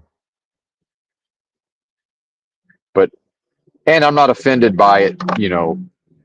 I'm apparently to blame for the inability for a budding friendship to have continued to bud, right? But again, from my perspective, from that's my perspective, not putting that onto you, obviously. And then, so when I think about this in my head, I'm like, who would even bother to like? What's the point of even trying to? It's too much work at a certain point. It's like, why would I even want? Why would I expect or even want somebody to? It's just there's not enough fucking meat on the bone, man. There's just not, and I recognize that. It's like, really, this is what we have. There's just not enough upside, and it is transactional in that way, and that's just what it is. You I get it. Makes sense to me, but anyway, I'll hang out for a little while because I have plenty of battery since I charged up my power bank, and I have apparently now unlimited internet, although I wasn't aware that I did until today. I finally figured it out, and apparently it just started like this month. I guess this was the first month of unlimited. So now the StreamYard is going to die at some point. I'm not sure what I got left on the StreamYard, but that's neither here nor there for the purposes of this. So I don't. There's really no reason for me not to at least let people chat down there, right? If y'all want to keep chatting, but I'm about to be eating some food. So if anybody wants to click a link, uh, feel free to go for it.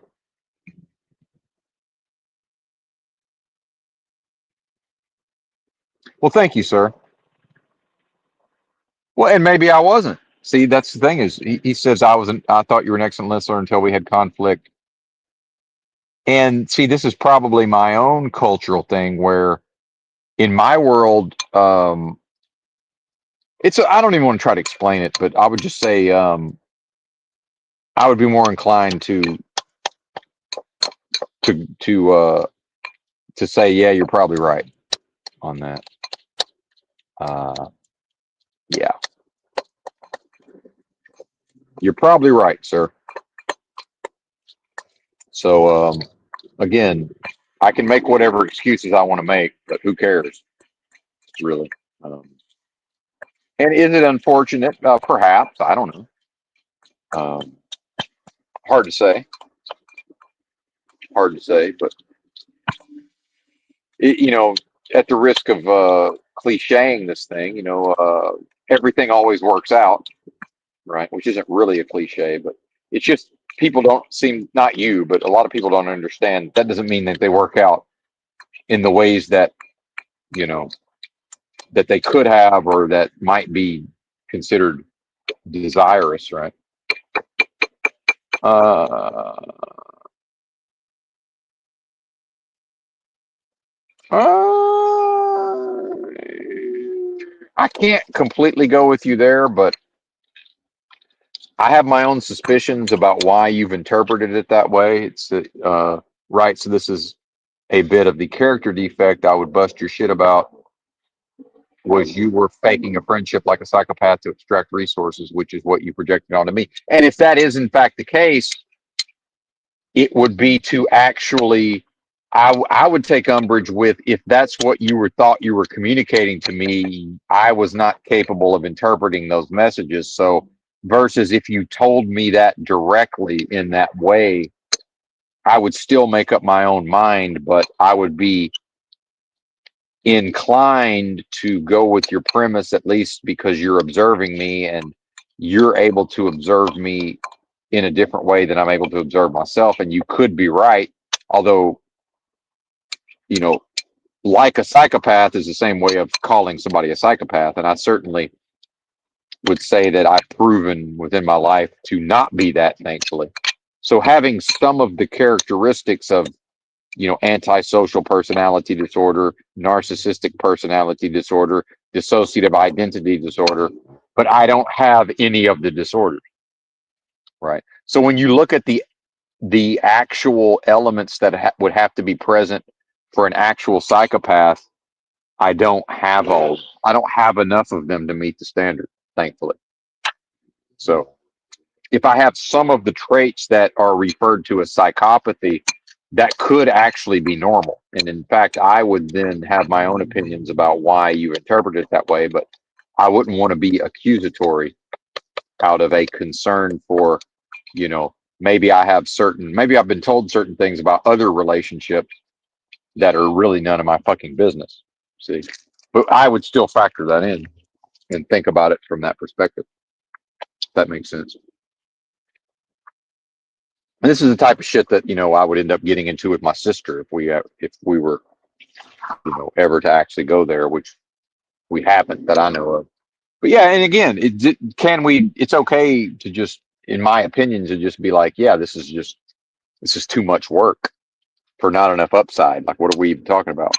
You know, um, there's just not, and I don't mean there's not enough in it for me.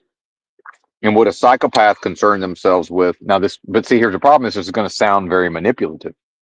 This will sound, but it's not like a psychopath. It's some of the traits of a psychopath. Again, some of the traits of antisocial personality disorder. Well, why is there an antisocial personality disorder and there's a psychopathy, right? When there's so much crossover. So I would say that just the context of psychopath is problematic, right? Because I've known for a long time that I exhibit antisocial behavior. Like I figured that out really.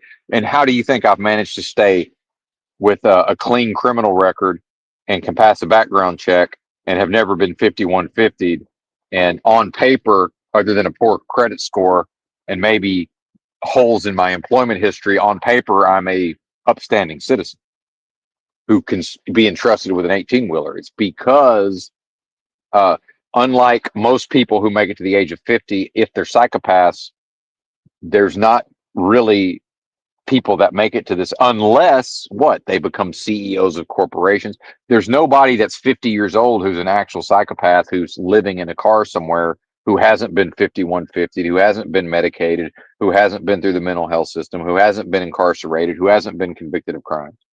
See, it simply doesn't exist. So, I think that also is important to realize. And we're now talking about my favorite topic. So just like they said about me, unfortunately, they timed me out on Provo before I could, because they're like, oh, and now you've successfully made the entire live chat about yourself. And as I was typing, yeah, it's one of my just natural talents, right? That's what I do. And somebody else that does that is Moose. Moose is just fucking effortlessly makes the live chat about him and the panels sometimes. And it's like, yeah, that's what I do, brothers and sisters. And it comes very naturally. And in fact, at times I choose not to make the entire live chat about me because I know it's rude. But if I can effortlessly make the entire live chat about me. So yeah, please understand we're now discussing my favorite topic, and now we're back to the extraction of resources. But then I know I would also sort of push back with being more than willing to, something you're seeing as me extracting resources, I interpret as I'm freely giving of my time. And if you think I did it to extract things like money or certain advantages, I would disagree with that assertion. And now, if you want to talk about having access to somebody of intelligence who's willing to discuss intellectual ideas, absolutely. But I'd like to think that was a give and take. That'd be, I would like to think that was a give and take. Now, maybe from your perspective, it was, well, I'm just humoring some bozo who is just maybe slightly less retarded than the rest of these bozo truthers. And fair enough, maybe that's the case, you know, um, which would be kind of a shitty. And I'm not saying you did that. That'd be kind of shitty also. But no, I'm saying that I'm playing the odds. See, you're going anecdotal. See, you're going anecdotal, sir. I'm playing the odds. I'm saying, you know, if I had that level of ability, why am I not using it to extract something that a psychopath would value, like a high position in a corporation, or like and I'm not calling my dad a psychopath, or to live off of a series of women. You know, there's really, and I'll tell you where this falls flat is there's really no history of me using people in the long run in that way. But I suspect you've had some relationships in the past of people who that has been their modus operandi. And I'm proud of the fact that's never been me. So you might, in fact, be seeing something that's not actually there. Because as I've noted, I can absolutely go and do a version of what my dad does and sponge off of other people, and I choose not to.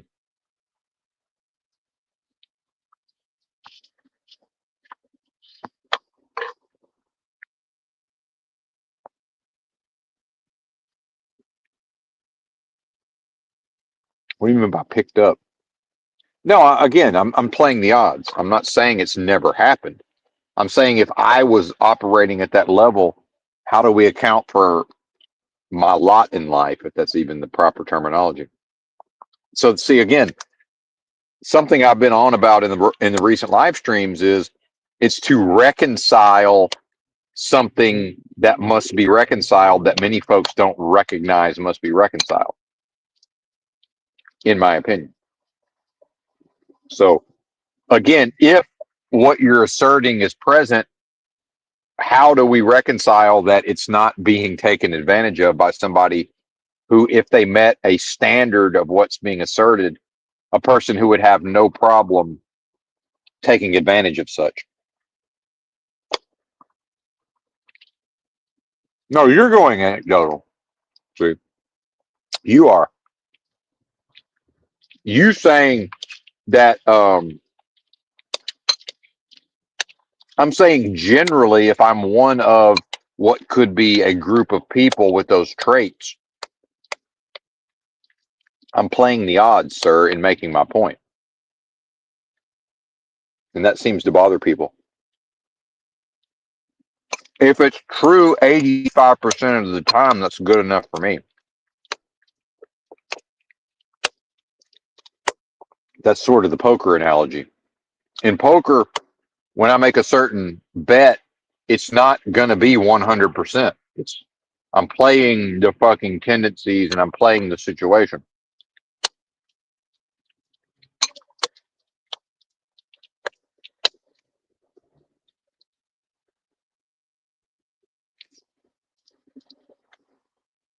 Anyway, I got to mute it up and eat.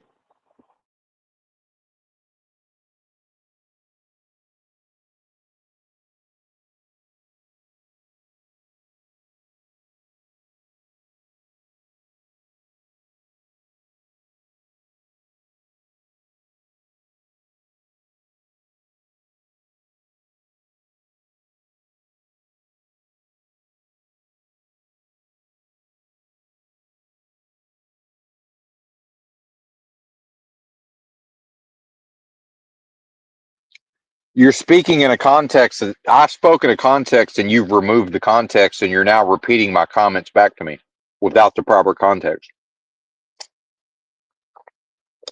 Now, what does that say about you, Steve? What happened to all those caveats that I just made? So, again, find me another homeless person that meets the specific characteristics that I just mentioned, and then asking the question, asking a rhetorical question. I'm saying that I meet that standard. What I'm saying is I've never met other homeless people that meet that standard. My experience of those type of people is they take full advantage of it, so much so that they end up running into problems like incarceration, being against their will subjected to mental health services, drug addiction, uh, compulsive gambling. That's a big one. Yeah, I defeated my compulsive gambling. The only way out is through style. My father never made it through. See, so why are you doing whichever logical fallacy is tied up in treating my comments out of the context in which they were spoken? And as a homeless person since 2012, I'm the most qualified to draw these distinctions.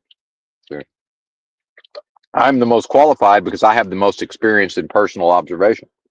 And I'm here to tell you there's not, if there's any, there's very, very few who meet the exact criteria or even half the criteria that I just mentioned.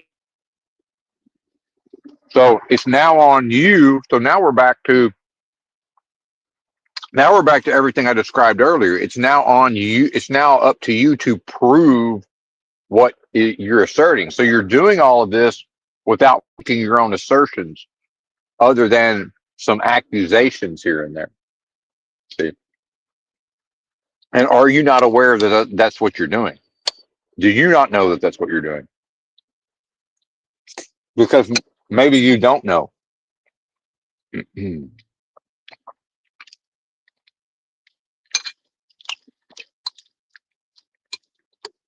Mr. Miyagi, why don't you know that blue hair is a reference to old women, not to leftist ideology? You'd be better off saying multicolored hair than blue hair. Because I see green, I see rainbow colors. So, how do you not know, Mr. Miyagi, that historically a blue hair is an elderly woman? Have you forgotten? Now, but see, now you're going on to things that don't. So, in order to not concede a point, you're changing the subject. And see, here's the problem: is now what we are is, can we overwhelm Benton's ability to tolerate things that he might find annoying? See, which does represent what? A spiritual attack. So now I'm being spiritually attacked, and surprise, surprise, right as there was seemingly, a constructive, perhaps, dialogue happening, now Mr. Miyagi shows up, and now it's just we're going to spiritually attack. So the same person, Mr. Miyagi, who will say, how can you possibly know that about a person? And I'm accurately using deductive reasoning to draw an accurate conclusion. He's now predicting the future, uh, presumably by the same mechanism. See? So I bid you gentlemen adieu. Have a nice day.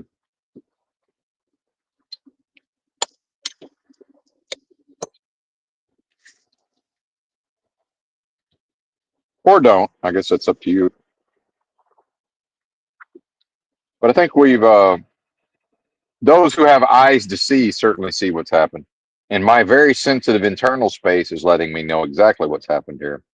Spiritually attacked yet again. Surprise, surprise.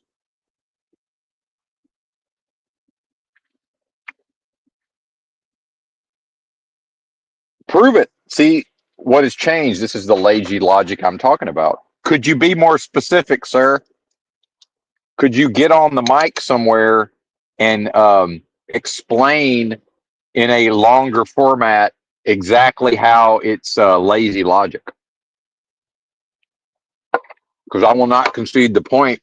So, what you're just doing is seeking to put me in the position of dissipating my energies to defend a thing that he's not putting his energy into proving. See? And this is the tactic that actually works on a lot of people, right? This tactic works on a lot of people because they're not sophisticated enough to see it for what it is. But anyway, feel free to return at some point in the future. Well, that's enough for today.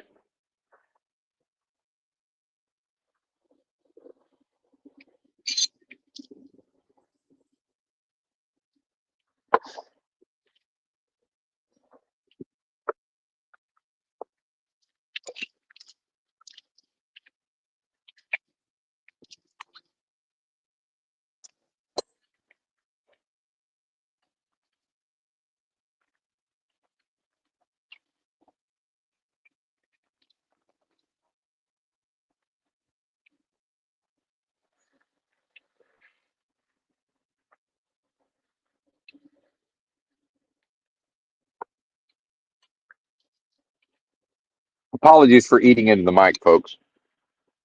How rude. And I'm going to call it. That's two demons right there. That's two demons. Infested with demons. The both of them.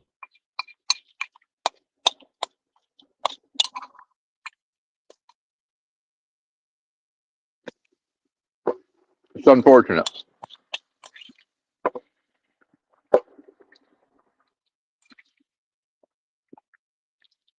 And if I suspect that the viewer is capable of seeing that old Benton was willing to put effort into that, only to be spiritually attacked yet again. Thankfully, no weapon formed against me shall what I am shall prosper. Thankfully.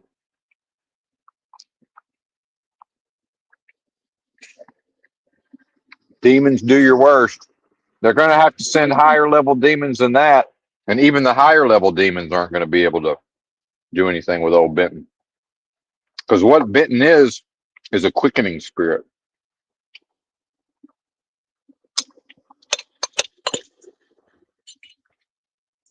Hey, thanks, Robert. Good to see you, sir. Now, is that the real Robert? You never know. There could be a fake Robert. I doubt it, but I'm going to double check just in case. Thank you, Joe Moore. What did you think of that performance, Joe? I want your honest assessment. How'd I do? Please and thank you.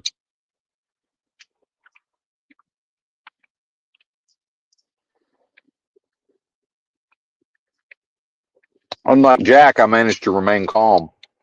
So I got that going for me. And Paul enslaved, I would say. So there's that.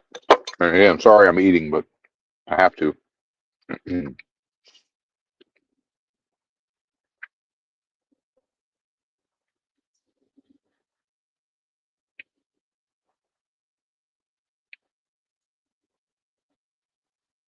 Thank you, Joe. Yes, very patient. I appreciate it, sir. I've been working on all of these dynamics. Yeah, it's a real Escobar. Good deal.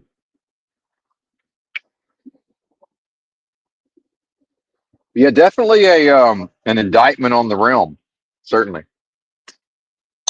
very much an indictment on whatever this place is. Hmm. Oh yeah, I know this ain't good for my digestion to be doing these two things at once, but I couldn't wait any longer to eat, and that was important. That needed to happen. I'm not a fan of the cliched notion of closure, but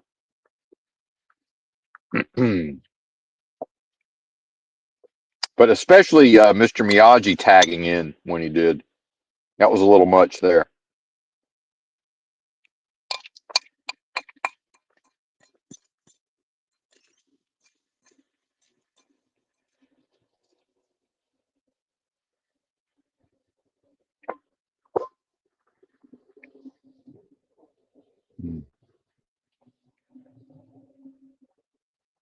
Don't laugh at others' misfortune.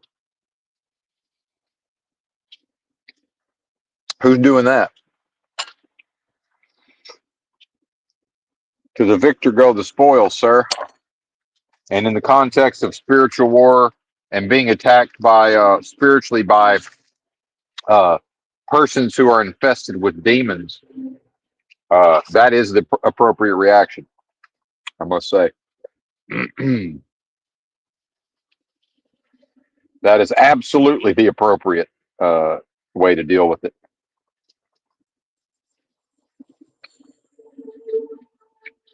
Woo! And what I would view as their misfortune is to be infested with demons. And in the context of a spiritual war, um, perhaps the laughter is it's laugh or cry, and so we got that going for us. Excuse me.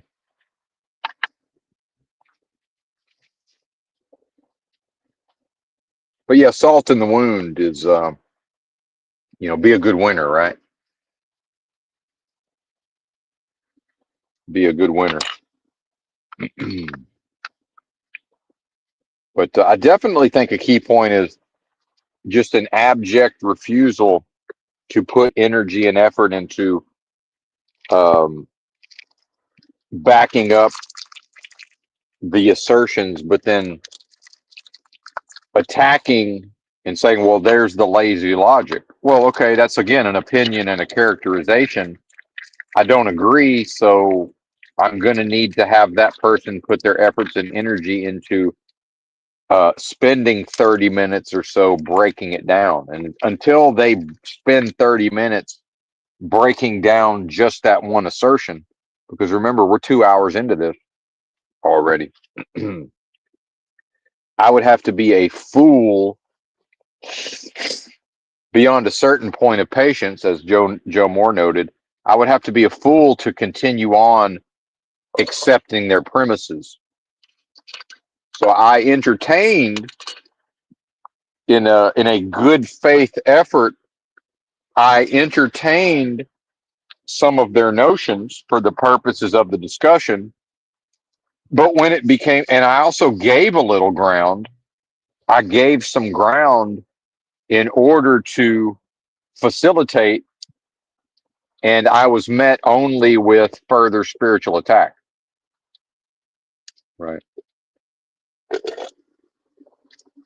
Now, it is kind of fun competitively to sort of show off that no weapon form shall prosper gear, because a lot of folks don't have that gear.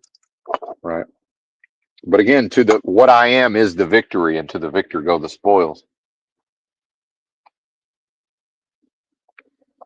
And I might be misunderstanding what Robert says here. That's certainly possible. Either way, it's all very interesting to be sure.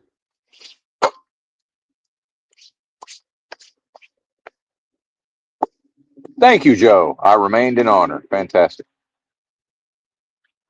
Beautiful. Love that. Yeah, and so when I've come on here in the past and I've acknowledged, um, a growth over time and working on things and growing and changing and evolving, you know, I know that that performance is representative of that growth. And then, you know, I'm not involved in the part of life where other individuals may or may not have exhibited similar levels of growth. Oh, the pronoun thing. Okay, I got you. I haven't read all the comments, so I was a little lost there, Robert. So my apologies. But yeah, the I'm on that habanero sauce, so give me a minute. It causes habanero sauce is really good for breaking up the congestion in the lungs. And I use the habanero sauce. That's I'll show you what I'm working with here. Robert, Mr. Robert. It's my favorite hot sauce.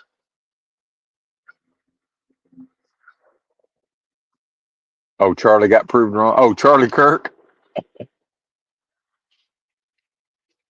Well, I know it really got their goat when I claimed the spiritual guidance and protection, because if a being is infested with demons, those demons can't stand it, man. The demon can't stand Psalm 23. The demon hates Psalm 23 because the demon can't lie down in green pastures, and their cup doesn't runneth over. And some of those demons get their jollies off from trying to damage and bring down the level of someone such as myself. And again, no weapon formed shall prosper. Now, when I began to feel it in my very sensitive internal space, and a certain area I had some pain in a certain area of my body. That's when I knew I was under direct spiritual attack. And it was right about the time Mr. Miyagi showed up. And I know that, a year ago, I was at the level of development where, my breathing would have been altered. I would have, my cortisol levels, my stress hormones would have risen. The autism would have been triggered. I would have gotten real locked in. And what that leads to is, it's a dissipation and a draining of my energies. And, it's a vampiric draining of energy. Right. But, and I hope we can all see the honest, good faith effort put into.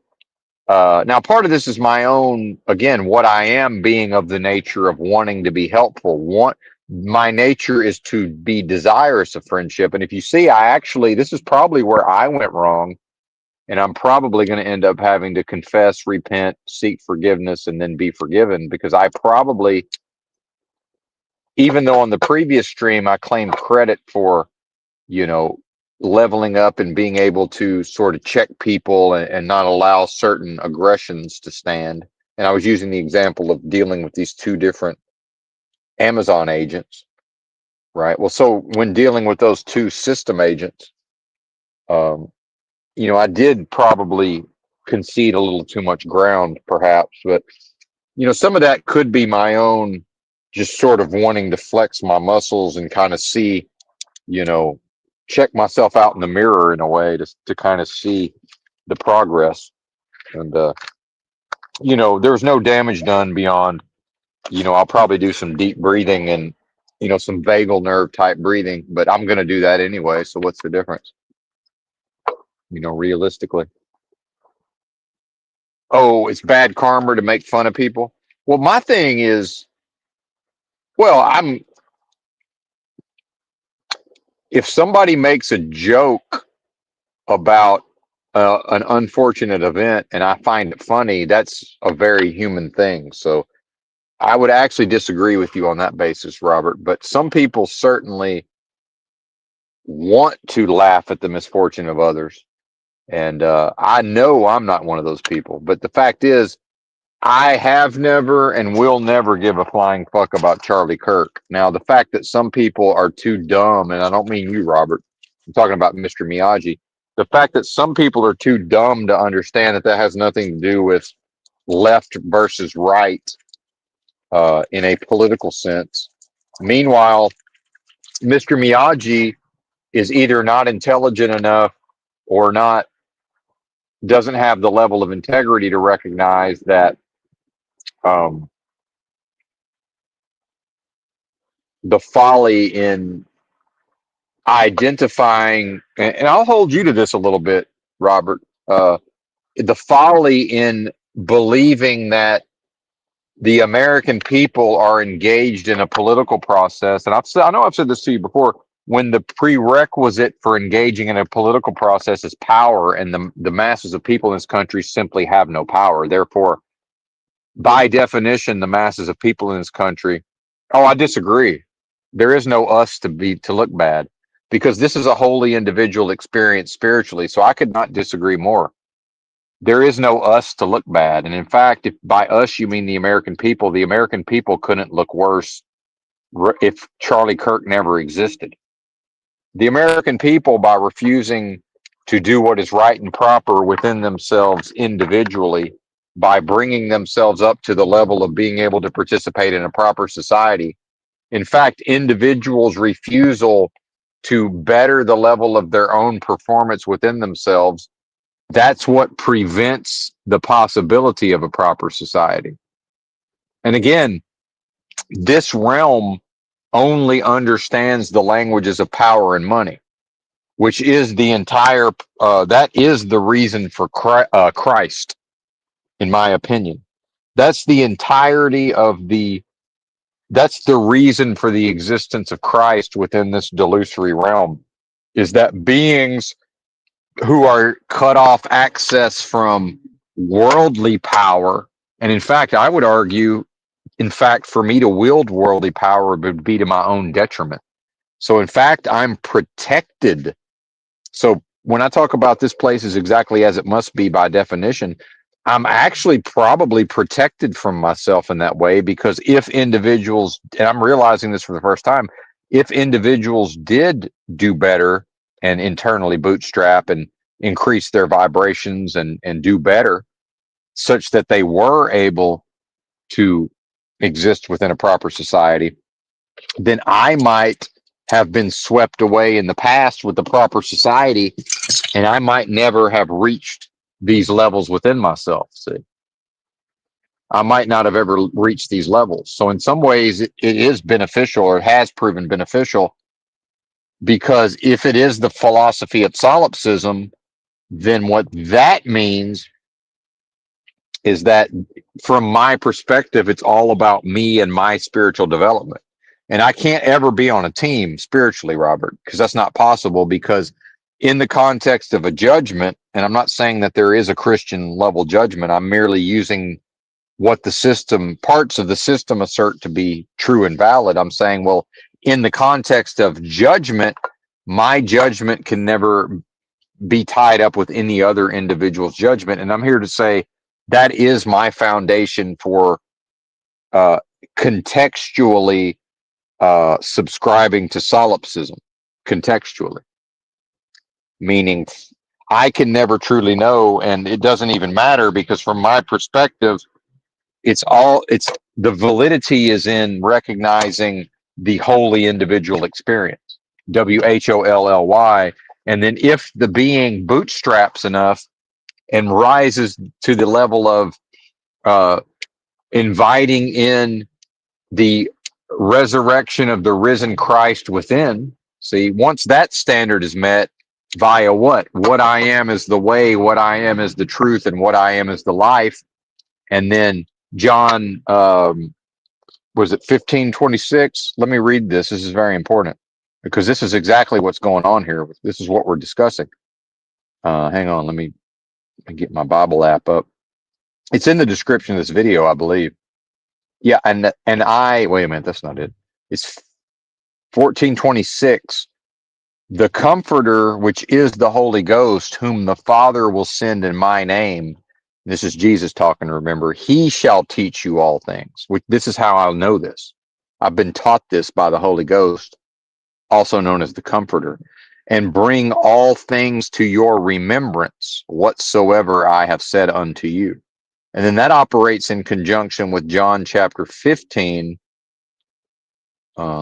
verse 16, I believe, or is it 20? Yes, 16, which is, ye have not, again, Jesus talking, ye have not chosen me, but I have chosen you and ordained you that ye should go and bring forth fruit, and that your fruit should remain, that whatsoever ye shall ask of the Father. Right. And that's where Benton at times has lacked the courage of his convictions, is, not a mistrust of air quotes God, but actually a lack of trust in what I am. See, through living some type of way, through, in fact, looking forward to perhaps another return to truck driving. And let's not forget, after baptism, Jesus did not work a job, Jesus did not pay taxes, and Jesus did not handle money, except maybe when he asked, when they said, and this is important too, because I want to get into this also here at the end of the stream that hasn't ended yet. But give me just a second. Where's the other phone? I got too many phones in play here. Hang on. This is important because I was Googling this shortly before the stream.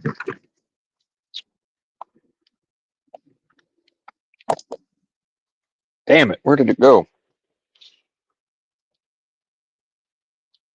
They say 2 out of 3 ain't bad, but it's not going to get it done in this case. Huh? How bizarre. Where did it go? Oh, there it is. Never mind. It's right in front of my face. Silly little man. You're looking at it, bozo. Yeah, I was looking at this on Google. If I can get too many phones going. Yeah, some people lack the bandwidth for internal growth and development. That's certainly true. Second, this is important. I found this on Google. It's about Jesus and tax paying. And a lot of when you Google things about the Bible and you ask for descriptions and the meaning, a lot of it is just simply incorrect. And I know it's incorrect because of the Comforter teaching me all things. But I want to read this whole thing. The biblical verse for render unto Caesar is primarily found in Matthew 22:21 and Mark 12:17, where Jesus states, render therefore unto Caesar the things which are Caesar's, and unto God the thing that are God's. The context involves Jesus being questioned by his enemies about paying taxes to the Roman emperor. And remember, they want to be able to accuse him at the level of the secular government and have him executed for sedition. That's their goal. So they're gathering evidence or seeking to gather evidence and trap him into these conundrums. The context involves Jesus being questioned by his enemies about paying taxes to the Roman emperor, and he skillfully deflects their trap by highlighting that since the coin Caesar's image belongs to Caesar and humans are made in God's image, everything ultimately belongs to God. Matthew, what I would say is if God is love, that's not true because nothing belongs to God if God is love, because love doesn't know anything about possession. And the concept of possessing or belonging to God is not possible because God can't simultaneously be love and also view things as belonging to God. And again, it's an air quotes God because my notion of God is what I now know myself to be, not God, one with the force that people think they mean when they say God, right? Or at least what I think they're referring to. So see how quickly I almost, and in Jesus's day, just the slip of the tongue, that would have been enough to have me nailed onto the cross in the context of the Bible within delusion. See, just that slip of the tongue would have been enough. See, it's a very different environment today. So I managed to catch it and correct myself. So Matthew 22:20-22, King James Version, and he saith unto them, whose is this image and superscription? They say unto him, Caesar's. Then saith he unto them, render therefore unto Caesar the things which are Caesar's. And so what the Comforter has taught me is this is the same meaning as let the dead bury the dead, because the money traces its origins to this place, and anything that traces its origin to this world is by its very nature, it's dead and will never know life, because it's based on, this realm is based on delusion through the subversion of creative force, and it's simply not possible for this to have life. Now, the subversion of the creative force animates the dead thing so that it seems to exist like money seems to exist, but it doesn't, because it originates here, right? When they heard these words, they marveled and left him and went their way. And I'm not going to read the Mark verse because it's the English Standard Version, and I'm a KJV only guy. Context of the saying attests Jesus's questioners, who included Pharisees and Herodians, if that's the right pronunciation, were attempting to trick him into a compromising political statement about paying taxes to Roman authorities. See, apparently it was a much more strict and unyielding environment back then than we see today in certain ways. The coin, Jesus asked for a penny on which Caesar's image was stamped, and then used this to make his point about giving to Caesar what is Caesar's. And what I know based on the teachings of the Comforter is that's a reference to Caesar being so closely identified with the validity of this realm of delusion that Caesar is in fact symbolically operating at the level of death and the money with Caesar's image on it, that's the image of death, because these are all concepts, even the concept of a Caesar, that's a concept that traces its origins to this realm. Again, let the dead bury the dead, render unto Caesar, right? So Jesus said these words in the context of a trap, but if you look at how he lived in a way that did not generate any tax liability, because after they baptized him, there's no accounts of him working a job, having to pay taxes because he wasn't working. And then I believe it was Peter was the one that held the purse, the coin purse. So Jesus didn't even handle money. See, meaning he didn't transact with money. See, um, and in fact, when he became angry and ran the money changers out of the temple, I don't think it's a coincidence that it was involved in people transacting business in the context of something that at least society was putting forward as a representation, perhaps, of the kingdom of the Most High. Right. Now, see, here's where Google gets it wrong. The saying establishes a distinction between the authority and responsibilities of civil government and divine authority. Well, what I'm here to say is that when compared to divine authority can't recognize the authority of civil government, as Jesus did not recognize the authority of the civil government in the way he lived. And what did he tell the rich man when the rich man came and was interested in the teachings of Jesus? Jesus said, sell all your belongings, turn them over to this movement, and follow me, right? And the rich man ran away, more or less. And so that context is, I interpret as, don't stop amassing dead wealth in this dead world, but the resources you have access to will support this ministry, perhaps, and not be used frivolously, but we'll continue to travel around and preach and teach and heal and cast out demons. And we'll use your rich man, now with your rich man resources, I'm assuming even more disciples and apostles can be supported. Because this idea of the 12 apostles, how much of that was a practical matter of there has to be enough resources to support however many people might meet a standard and be willing to actually follow Jesus, right?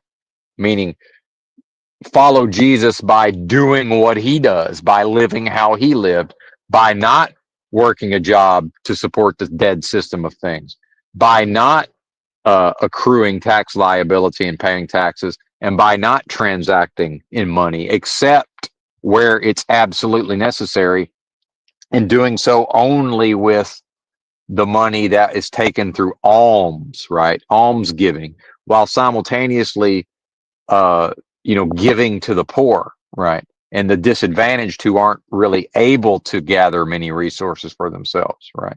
And so if we look at what did Jesus do in the Bible, this is what's being described versus what does the church say? The church says, well, we don't pay taxes. We're a 501(c) tax exempt, but we need you people that put your butts in the seats, and I don't mean you, the listener, but y'all got to pay your taxes. Because of what? Because of a bastard that is to bastardize the teachings of Jesus. This is not the gospel of Jesus. This is the gospel of Paul, a Roman secular Jew, Saul of Tarsus, and we're supposed to take his word for it that he had a direct experience of Christ on the road to Damascus. And I'm here to say I will not take Saul of Tarsus's word for it, because Saul of Tarsus never came to me. I never had a direct experience of Saul of Tarsus. And if I did, it would probably be some version of an incubus or a succubus. I've had my own transformative direct experience of Christ consciousness. That's what I'm going by. And meanwhile, are any of these church-going Christians willing to take my word for it? It doesn't seem to be the case.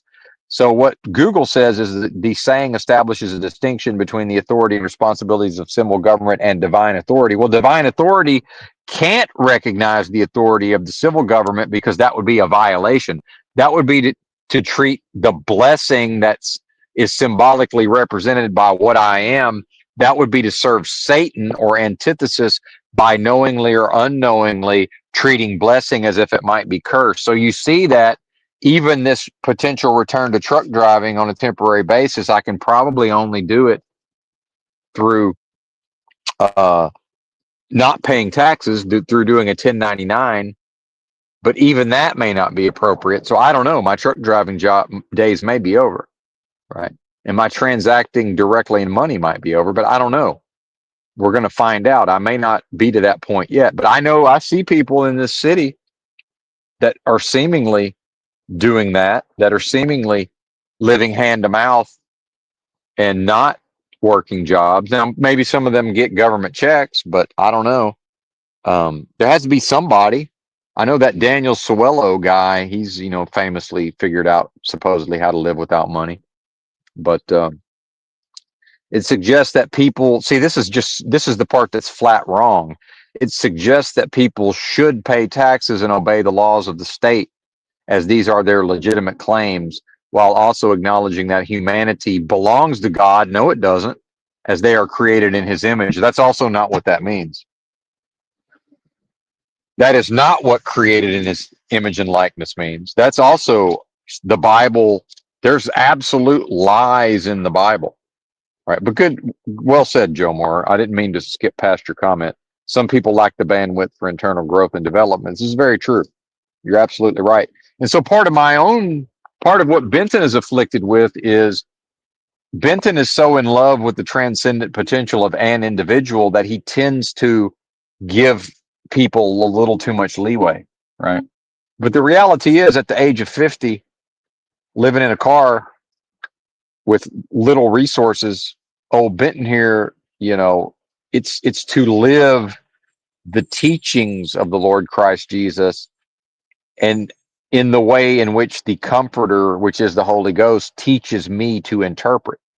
Not what the churches say the interpretation is, not what Google says the interpretation is, what my interpretation within myself based on the Holy Ghost and the resurrection of the risen Christ within me. Because remember, in the context of a spiritual war within this vacuous, delusory, adversarial realm of business transactions, well, again, a holy individual's experience spiritually, it's all about me and my salvation, if salvation is a thing. And the concept of salvation is probably an inversion.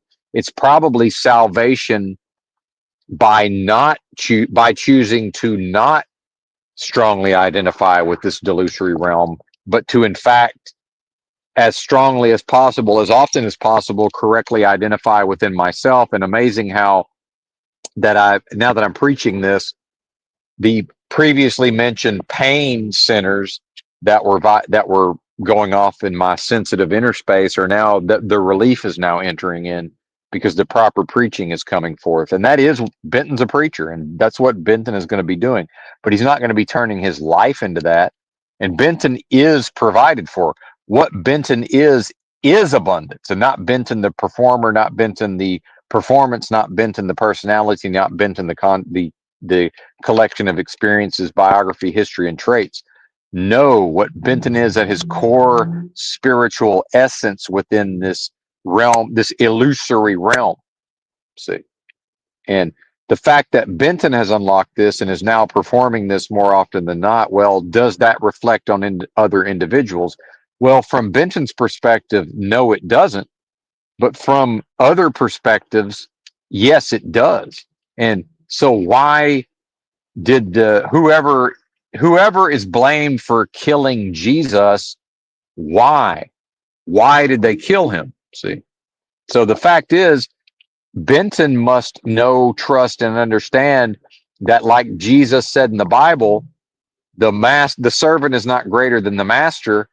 And you saw what they did to me, so what do you think they're going to do to you? And that bears repeating. So let me find that passage real quick. I know I have it in my notebook. I've copied it down into my notebook. So give me a moment. This is very, very key points.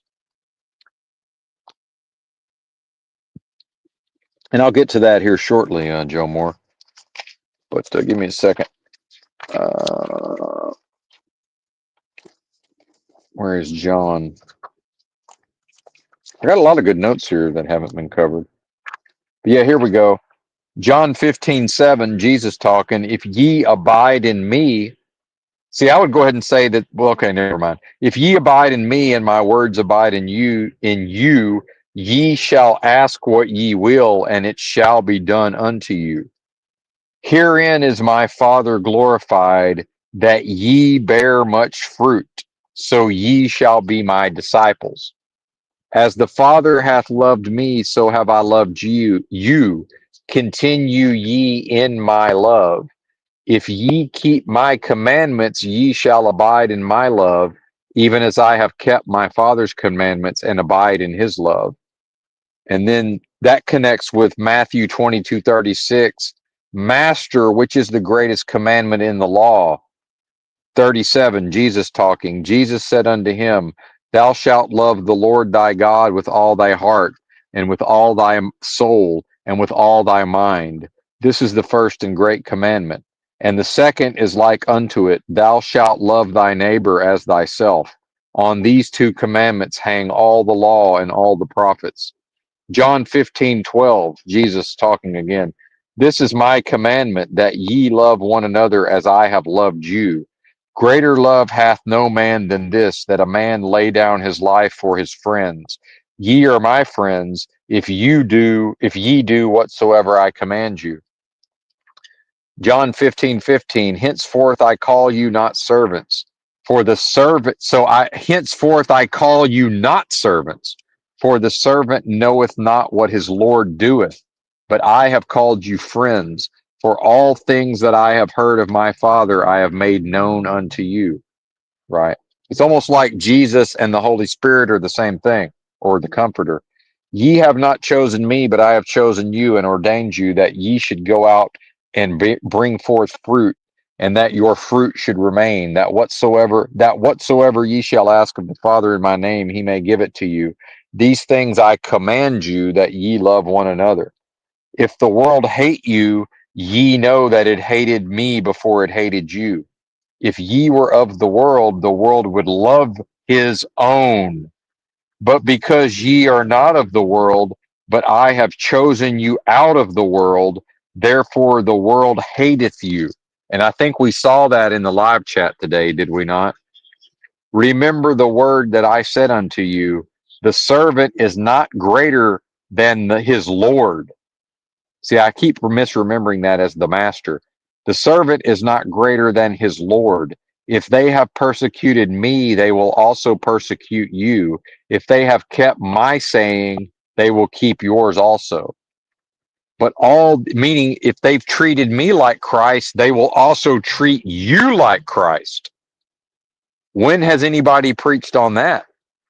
That's as close as Jesus ever comes to saying that people that meet this standard are a version of the same. That is Christ.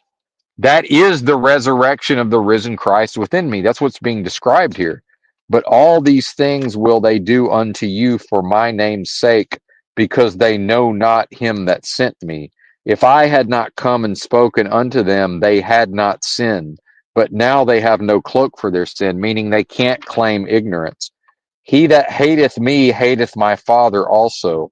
If I had not done among them the works which none other man did, they had not had sin. But now, okay, now what that's a reference to the purity of the sacrifice.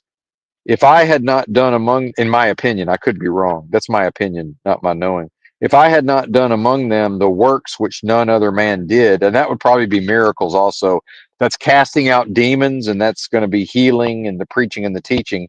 That in proper preaching and teaching, they had not had sin, but now they have the knowledge. See, and I added that part. But now have they both seen and hated both me and my Father? And I think we've seen that old Benton has been hated in the live chat of this stream.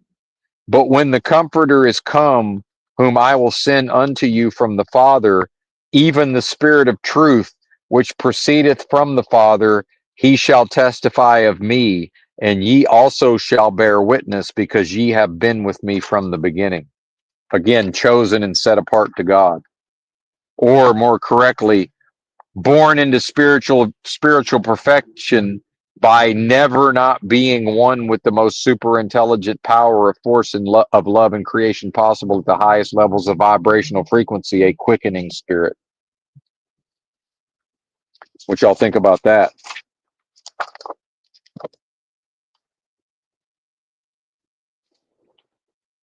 That's a good point, Joe. I don't really know. I think some of this, I got to be honest with you, man. And I'm not going to be able to read all your posts there, but my opinion is some of what Jesus is quoted as saying. And as we know, it was an oral tradition. Nobody wrote this down in the time in which he spoke it. History, and again, this is in the context of delusion. So actually, none of this happened because what is the Son of Man, right?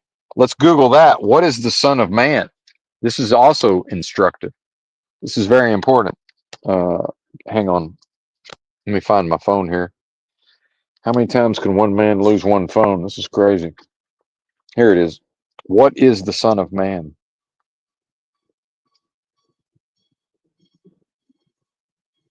And again, I'm no expert on this. You know, I'm doing the best I can with what I have to work with. What is the Son of Man? Again, a deeply flawed individual being used by, what I am, right? Which isn't even used is not the proper thing, but I think you know what I mean. In the Bible, Son of Man has multiple meanings, primarily referring to a human being in the Old Testament and a prophetic messianic figure in the book of Daniel, whose vision Jesus claimed as his own in the New Testament. See, I'm not into this Old Testament stuff.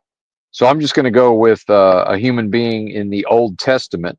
So in the Old Testament, a human being, the phrase Son of Man is used as a synonym for human being or mortal, emphasizing humanity and the human condition. Well, what is humanity and what is the human condition? Is that the life? When Jesus says, I am the way, I am the truth, I am the life, is he referring to the Son of Man? Is he referring to the human condition? Is not the human condition the so called flesh? This is a dead thing. The flesh is dead, in my view, based on the teachings of the Comforter. Um, in the New Testament, a messianic title. See, I don't agree with that. Jesus used the title Son of Man to refer to himself, connecting himself. Blah. See, that's wrong. That's what's meant by Son of God is the messianic title. See, it's not. See, the Bible has been bastardized, and the reason why discernment is necessary, and the reason why the Jesus says that the Comforter will teach you all things. He doesn't say read the Word. He doesn't say read the written Bible, and it will teach you all things. He says, "I will send the Holy Ghost, the Comforter, and it will teach you all things." Not the Bible. And is that in some way an acknowledgement that, and remember, there wasn't a New Testament yet. So when Jesus was there teaching these things, there was no New Testament to refer to yet, at least in the context of the story. So he's talking Old Testament. See? So Jesus could have said, well, go read the Old Testament. No, he said, I will send the Comforter. Now, what the Christians will try to say is, well, yes, the Comforter, which is the Holy Ghost, divinely inspired the New Testament. And I'm here to say, well, that includes the gospel of Paul, which can never be the gospel of Jesus. And I'm simply not willing to take any man's word for having. Now, I might choose to if I meet the person. I'm not taking the word of a man who lived all those years ago, right? Again, a Roman secular Jew who supposedly put Christians to death. And now those weren't Christians in the way that today's people are Christians. Those were people close enough to the actual teachings of Christ to where hopefully they were actually living the teachings. See, so what the answer to your questions, Joe, is I'm pretty sure some of what I just read is in fact bastardized and inverted and not correct. Just like Jesus being quoted as when they said of Jesus, well, maybe he casts out demons in the name of Beelzebub, and then Christ said, well, if hate can drive out hate, then Satan's kingdom is divided against itself. How can it stand? And I take that as an inversion of it's not possible for the kingdom of God to be divided, because then it wouldn't stand and it could not represent supreme authority and the source of all life. But Jesus wouldn't have been free to say that, because that would have been Jesus acknowledging that it's not strictly possible for individuated beings to exist within delusion, and they would not have allowed him to refer to the realm as a delusion or an illusion or in any way unreal. And I would say the closest he ever got to acknowledging that was via the externalization versus the internalization of the kingdom of God is within you. when asked, where do we look for the kingdom? Well, look within yourselves. That's an inversion of, well, you're not going to see it in this world of death and game of lies except within you. It's never going to be established here. Meanwhile, what does much of the Bible talk about, especially once we get beyond the Gospels of Jesus? There's a whole bunch of talk of Christ returning and making things right and treading of the winepress and destroying their enemies. Well, if God is love and if Jesus is the way, the truth, and the life, that force can't destroy. That force can't doesn't know anything of control. This idea that love conquers all, it doesn't know what you're talking about. It doesn't know how to wage war on the wicked. Again, this is an inversion. See, it's the lack of these positive characteristics interprets this as, well, we're going to be destroyed because again, the world will be destroyed due to its lack of these characteristics.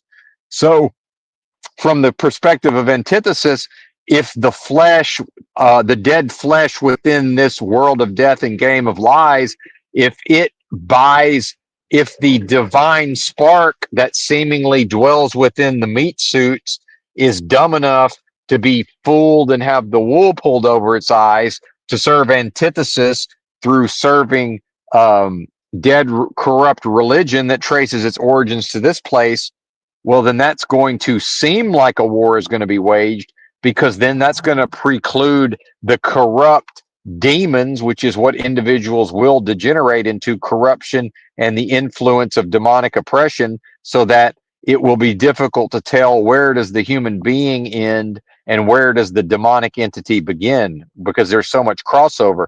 And we see how people live, merging with technology, merging with a technology called a smartphone, whereby pornography is available, and Benton himself, even maybe 3 or 4 times a year, would utilize and look at it from time to time. And I believe the spirit of pornography or titillation, I believe I was delivered from that today, seemingly, when I said, well, it seems like, I said this on stream, it said, it seems like I've viewed pornography for the last time, and it seems like that spirit that was perhaps dwelling within me finally got the message that if it wants to continue to enjoy its particular preferred sin, it's going to have to find another human being to go into, and it's probably not going to have much problem. And because somebody's probably repented around here, that it can go find somebody who has repented, and it can walk in the dry place long enough to find somebody to enter into. And my own experience of being delivered from these wicked spirits, unclean spirits, and demonic spirits in the name of the Lord Christ Jesus, and this is part of my testimony, and I am called to testify in this moment, and testify I am, right, or testify Benton shall would be probably be more correct. And my experience has been that the demonic entity is expelled forcefully through the throat chakra by coughing. And I involuntarily coughed directly into the microphone before I even knew it was happening. And then I muted the mic to allow the entity to leave fully, right? And then when I detect the demonic oppression of an entity seeking to dwell within, I invoke the name of the Lord Christ Jesus out loud, and I say, demon, this is not your home. Go now in the name of the Lord Christ Jesus. This energy sphere belonged to me. And actually, I'm realizing now this energy sphere is one with the most super intelligent power and force of love and creation possible. And it is ruled by the Lord Christ Jesus, but not in a controlling authoritarian way, right? In a dwelling within, see, and in an expression of manifested truth, not in a possessive way, not in a controlling way, not at the level of ownership, because love knows nothing of possession. Love knows nothing of control or ownership. See, and this world can only understand love from the perspective of the lack of love, which is to attempt to backwards engineer and create love based on understanding control, understanding possession, understanding manipulation, and enticing people to do that which is not in their own interest. And that was part of the conversation with Yurt, was an acknowledgement that yes, I have at times acted upon these traits, And probably when you hear Benton verbalize his own manipulative nature, it's some acknowledgement of warning to the listener that, hey, this being may in fact, in spite of his own best efforts. Now, this does line up with some of what's attributed to Paul. I will grant you that, and Saul of Tarsus, but it's in some way a warning to those who I might interact with that, hey, you know, this is a person, if I fall into folly and error, I might begin to manipulate in ways that would represent when person A seeks to gratify person B for person A's own gratification. In fact, Yurt accused me of that, and I stood up to him and was unwilling to fully own that. And what we saw was a person who was unwilling to accept his part in what seemed to be a budding friendship, never fully flowering, but he blamed it on me. And while I was willing to accept my part in it and to perhaps move forward based on a good faith effort to be friends, but then acknowledging, look, and there is a part of the Bible where Jesus is quoted as more or less saying, I'd have to go look at it. I don't want to misquote Jesus, but I don't know that friendship is even possible. I think the only thing that could really happen in this world, if there are in fact other discrete beings that could facilitate the Holy Ghost and have a baptism in the Holy Ghost, as I've had, and have a direct experience of Christ and Christ consciousness, and then to unblock the resurrection of the risen Christ within, which is a specific thing. What is this? What I'm describing is to administer within the internal space the victory of Christ at Calvary over antithesis and Satan and the forces of wickedness and evil, and whereby Christ's sacrifice representing the supreme authority. And what does that redeem?